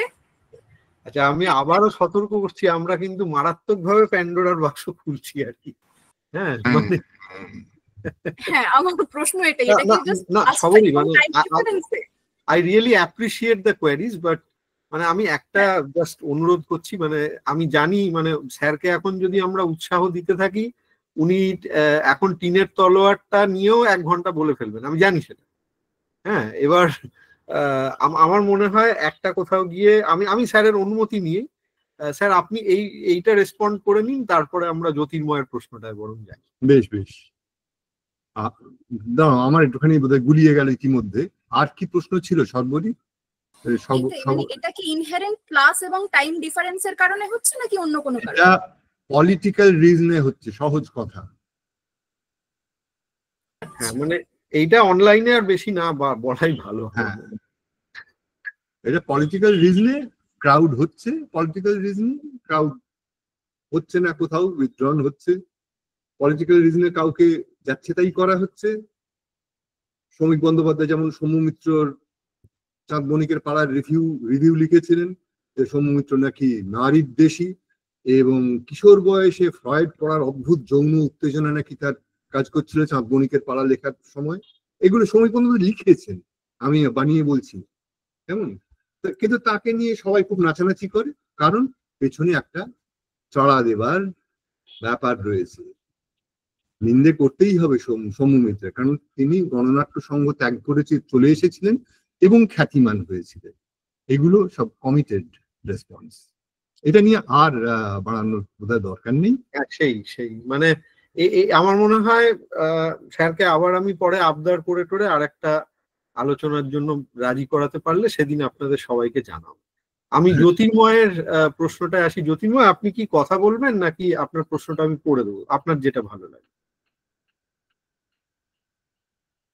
আচ্ছা, জ্যোতির্ময় হয়তো আমাদের এখানে কানেক্টেড। জ্যোতির্ময় আসলে একেবারে অতি সম্প্রতি স্যার বাংলা অ্যাডাপ্টেশন কিছু হয়েছে, আপনাকে তো আমি মাঝে মধ্যে আজে বাজে সব ইউটিউবের লিঙ্ক পাঠাই, তো সেইভাবে থেকে আপনি হয়তো জেনে থাকতে পারেন যে অথই বলে একটা নাটক হয়েছিল, হ্যাঁ, ওথেলোর একটা অ্যাডাপ্টেশন, সেটা নিয়ে একটা ছবিও হয় আলটিমেটলি, অনির্বাণ ভট্টাচার্য ছিলেন আর সেটা। তো সেইটার মিউজিকটাকে নিয়ে জ্যোতির্ময় প্রশ্ন করছিলেন, এটা নিয়ে কি আপনি কিছু বলবেন? না, আমি ওটা যেহেতু দেখিনি, আমারও সেটাই মনে হলো যে এটা সম্ভবত আপনার দেখেন। আর অনুবাদ সংক্রান্ত হয়ে মিউজিকের কোনো অনুবাদ হয় না, সেটাই, মিউজিকের কোনোই অনুবাদ হয় না। এবারে আগে বলেছি, এবারে একেবারে বাকি আমি চলে আসছি, কতকগুলি খুব স্পেশাল কমেন্ট এসেছে। সঞ্চিতা আমাদের এক প্রিয় শ্রোতা, সকলেই আমাদের প্রিয়। সঞ্চিতা প্রথমে বলেছেন অপূর্ব সুন্দর লাগছে আপনার গান এবং প্রণাম জানিয়েছেন, এবং তারপরে একটা বেশ বড় কমেন্ট করেছেন। I am reminded of the theatrical representation of As You Like It in Academy of Fine Arts during my English honors days. The play unfolded beautiful choreography before us along with excellent music, but I regret why didn't I have the opportunity to hear you sing before. Your singing and dialogues would have surely created magic on stage, and your translations of course. তারপরে আমাদের একটা ধন্যবাদ দিয়েছেন, সেটা আর আমি পড়ছি না। আচ্ছা, স্বস্তিকও জানাচ্ছেন যে ওনার মনে হয়েছে যে আজকের আলোচনা চলতে চলতে আপনি কোনো একটা জাদু মন্ত্র বলে সবাইকে প্রেক্ষাগৃহে নিয়ে চলে গেছিলেন, এটাই আমি অনেকটাই একমত। আর সুলগ্না একটা অতি সুন্দর কমেন্ট করেছেন, সাহিত্য, সঙ্গীত এবং মঞ্চায়নের মাধুর্য, এর থেকে অন্য অনবদ্য উপায়ে প্রথাগত সমাপ্তির পথে বোধহয় আমরা হাঁটতে পারতাম না। আসলে কোর্সটা তো শেষের দিকে, মননের মধু হয়ে থেকে যাবে এই সন্ধ্যা। ধন্যবাদ জানাই। আরো কেউ বলেছেন? না, আরো আছে। সুরভি আমাদের আরেক পার্টিসিপেন্ট, তিনি লিখছেন, sir, your talk had a wonderful theatrical quality. It felt like you weren't simply sharing knowledge but telling a story and creating an experience. তারপরে মাধবী ধন্যবাদ জানিয়েছেন, শ্রীতা ধন্যবাদ জানিয়েছেন। হ্যাঁ, জ্যোতির্ময় স্যার আসলে ওটা দেখেননি আর কি। হ্যাঁ, জ্যোতির্ময় কি জানাচ্ছি যে স্যার ওই সিনেমাগুলি মানে যেটা নিয়ে আপনি প্রশ্ন করেছেন ওটা স্যার এখনো দেখেননি, তো সেক্ষেত্রে বোধহয় ওই নিয়ে আলোচনাটা না এগোনোই ভালো। আপনি যদি অন্য কিছু জানতে চান আজকের আলোচনা নিয়ে তাহলে আমি অবশ্যই বলবো। আর বাকি আর কেউ যদি কিছু বলতে চান আপনারা বলে নিন, তার কারণ আমি একটা জিনিসই খুব সলজ্জভাবে জানাচ্ছি যে আমি জানি যে স্যারের শরীরটা খুব ভালো নেই, এবং স্যারকে বেশিক্ষণ যে আমরা অনলাইন রাখছি এটার জন্য আমার একটু অপরাধ বোধ হচ্ছে। তো কেউ যদি আরো কিছু বলতে চান তাহলে আমরা আর 1-2 মিনিট নেব, না হলে আমি একেবারে প্রথাগত ধন্যবাদ জ্ঞাপনের জায়গায় চলে আসবো। স্যার আমি বলি যে নিশ্চয় প্রশংসা বাক্য বা অ্যাপ্রিসিয়েশন মাথা নিচু করে গ্রহণ করা উচিত, এবং আমি মাথা নিচু করেই গ্রহণ করছি, ছাত্র, শিক্ষিকা, শিক্ষক নির্বিশেষে। বেশ, এবারে ধন্যবাদ জ্ঞাপনের জায়গাটায় চলে আসতে হয়। 2014 সালে রবীন্দ্রভারতী বিশ্ববিদ্যালয়ের নাটক বিভাগের অর্গানাইজ করা একটা ওয়ার্ল্ড শেক্সপিয়ার কনফারেন্সে এক ভদ্রলোকের সাথে আমার আলাপ ঠিক বলবো না, মানে সে ভদ্রলোক চেয়ার করছিলেন একটা সেশন। এখন সেশন চেয়ার করা ব্যাপারটা নিয়ে পরে আমি অনেক কিছু শিখেছি, থেকেও শিখেছি, শুনেও শিখেছি, দেখেও শিখেছি। তো সেদিন সেই ভদ্রলোকের সেশন চেয়ার করার মধ্যে কিছু একটা ছিল যেটা আমাকে ভীষণভাবে নাড়া দিয়েছিল। এখন দেখুন, সেশন চেয়ার করা মানে কিন্তু খুব বেশি কিছু বলা না, কিন্তু সে ভদ্রলোক সেশন চেয়ার করতে গিয়ে দু চারটে কথার মধ্যে দিয়ে এমন অনেক কিছু বলে ফেলছিলেন যেটা আমাকে ভীষণভাবে নাড়িয়ে দিয়েছিল। এবং আমার মনে হয়েছিল যে রবীন্দ্রভারতীর তখন আমি গবেষক, ছাত্র, ওনার সরাসরি ছাত্র হই না হই, বাই এক্সটেনশন ছাত্র তো হতেই পারি। সেই সূত্রে একদিন সাহস করে গিয়ে আলাপ করে ফেলা। তারপরে 2014 থেকে আজ 11টা বছর কেটে গেছে। স্যারকে বিভিন্ন সময় নানাভাবে উত্তক্ত করা, নানাভাবে আবদার করা, বায়না করা, একেবারে সে সবই চালিয়ে গেছি। এবং স্যার আশকারা দিতে থাকলে আমি ভবিষ্যতেও চালিয়ে যাব, এটা বলে রাখছি। এখন স্যারের এই সমস্ত বিষয়ে আলোচনা করার ক্ষমতা যে ঠিক কতটা সেটা আমারও জানা নেই।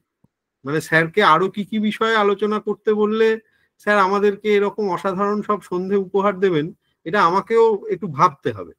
কিন্তু আজকের সন্ধ্যের জন্য যা যা ভেবেছিলাম আমরা উদ্যোক্তারা, তার বোধহয় কানায় কানায় পরিপূর্ণ হয়ে পাত্র আমরা পেয়েছি তো বটেই, কিছু উপরি পাওনা হয়েছে, সেটাকে আর গুনতে যাব না, সেটাকে আর গুনতে যাব না। এখন স্যারের শরীরটা ইদানিং ভালো নেই, সেজন্য আমার মাঝে মধ্যে বড় চিন্তা হয়। এবং আমি সকলকে অনুরোধ করব, আমরা মিলিতভাবে প্রার্থনা করি যে স্যার আরো ভালো থাকুন, আরো ভালো কাজ করুন। আর একটা নির্লজ্জের মতো প্রলোভনও দেখিয়ে রাখছি স্যারকে। ওই যে বললাম, মানে মাঝে মধ্যে আমাকে ভেবে চিন্তে বের করতে হয় আর কি, যে স্যারকে আর কিসে কিসে ইনভলভ করলে স্যারের থেকে আমরা অসাধারণ কিছু বক্তব্য টক্তব্য পাবো। স্যার একটা চমৎকার বিষয় নিয়ে আগামী রোববার, আগামী শনিবার, ঠিক এক সপ্তাহ পরে স্যার আবার আগামী এক সপ্তাহ পরে আমাদের কলেজ এবং বিশ্ববিদ্যালয়, গৌরবঙ্গ বিশ্ববিদ্যালয়ের উদ্যোগে একটি ইভেন্টে কিছু কথা বলবেন। আপনাদের যদি মনে হয় সেদিন আরেকবার শুনতে আসবেন, আমাকে জানাবেন, আমরা সাগ্রহে আপনাদের ডেকে নেব। আর স্যারকে আপাতত শুভরাত্রি জানাবো। আর স্যার খুব ভালো থাকুন, এই প্রার্থনা আমি সবসময় করি। সবাইকে নমস্কার, আমি বিদায় নিচ্ছি। হ্যাঁ।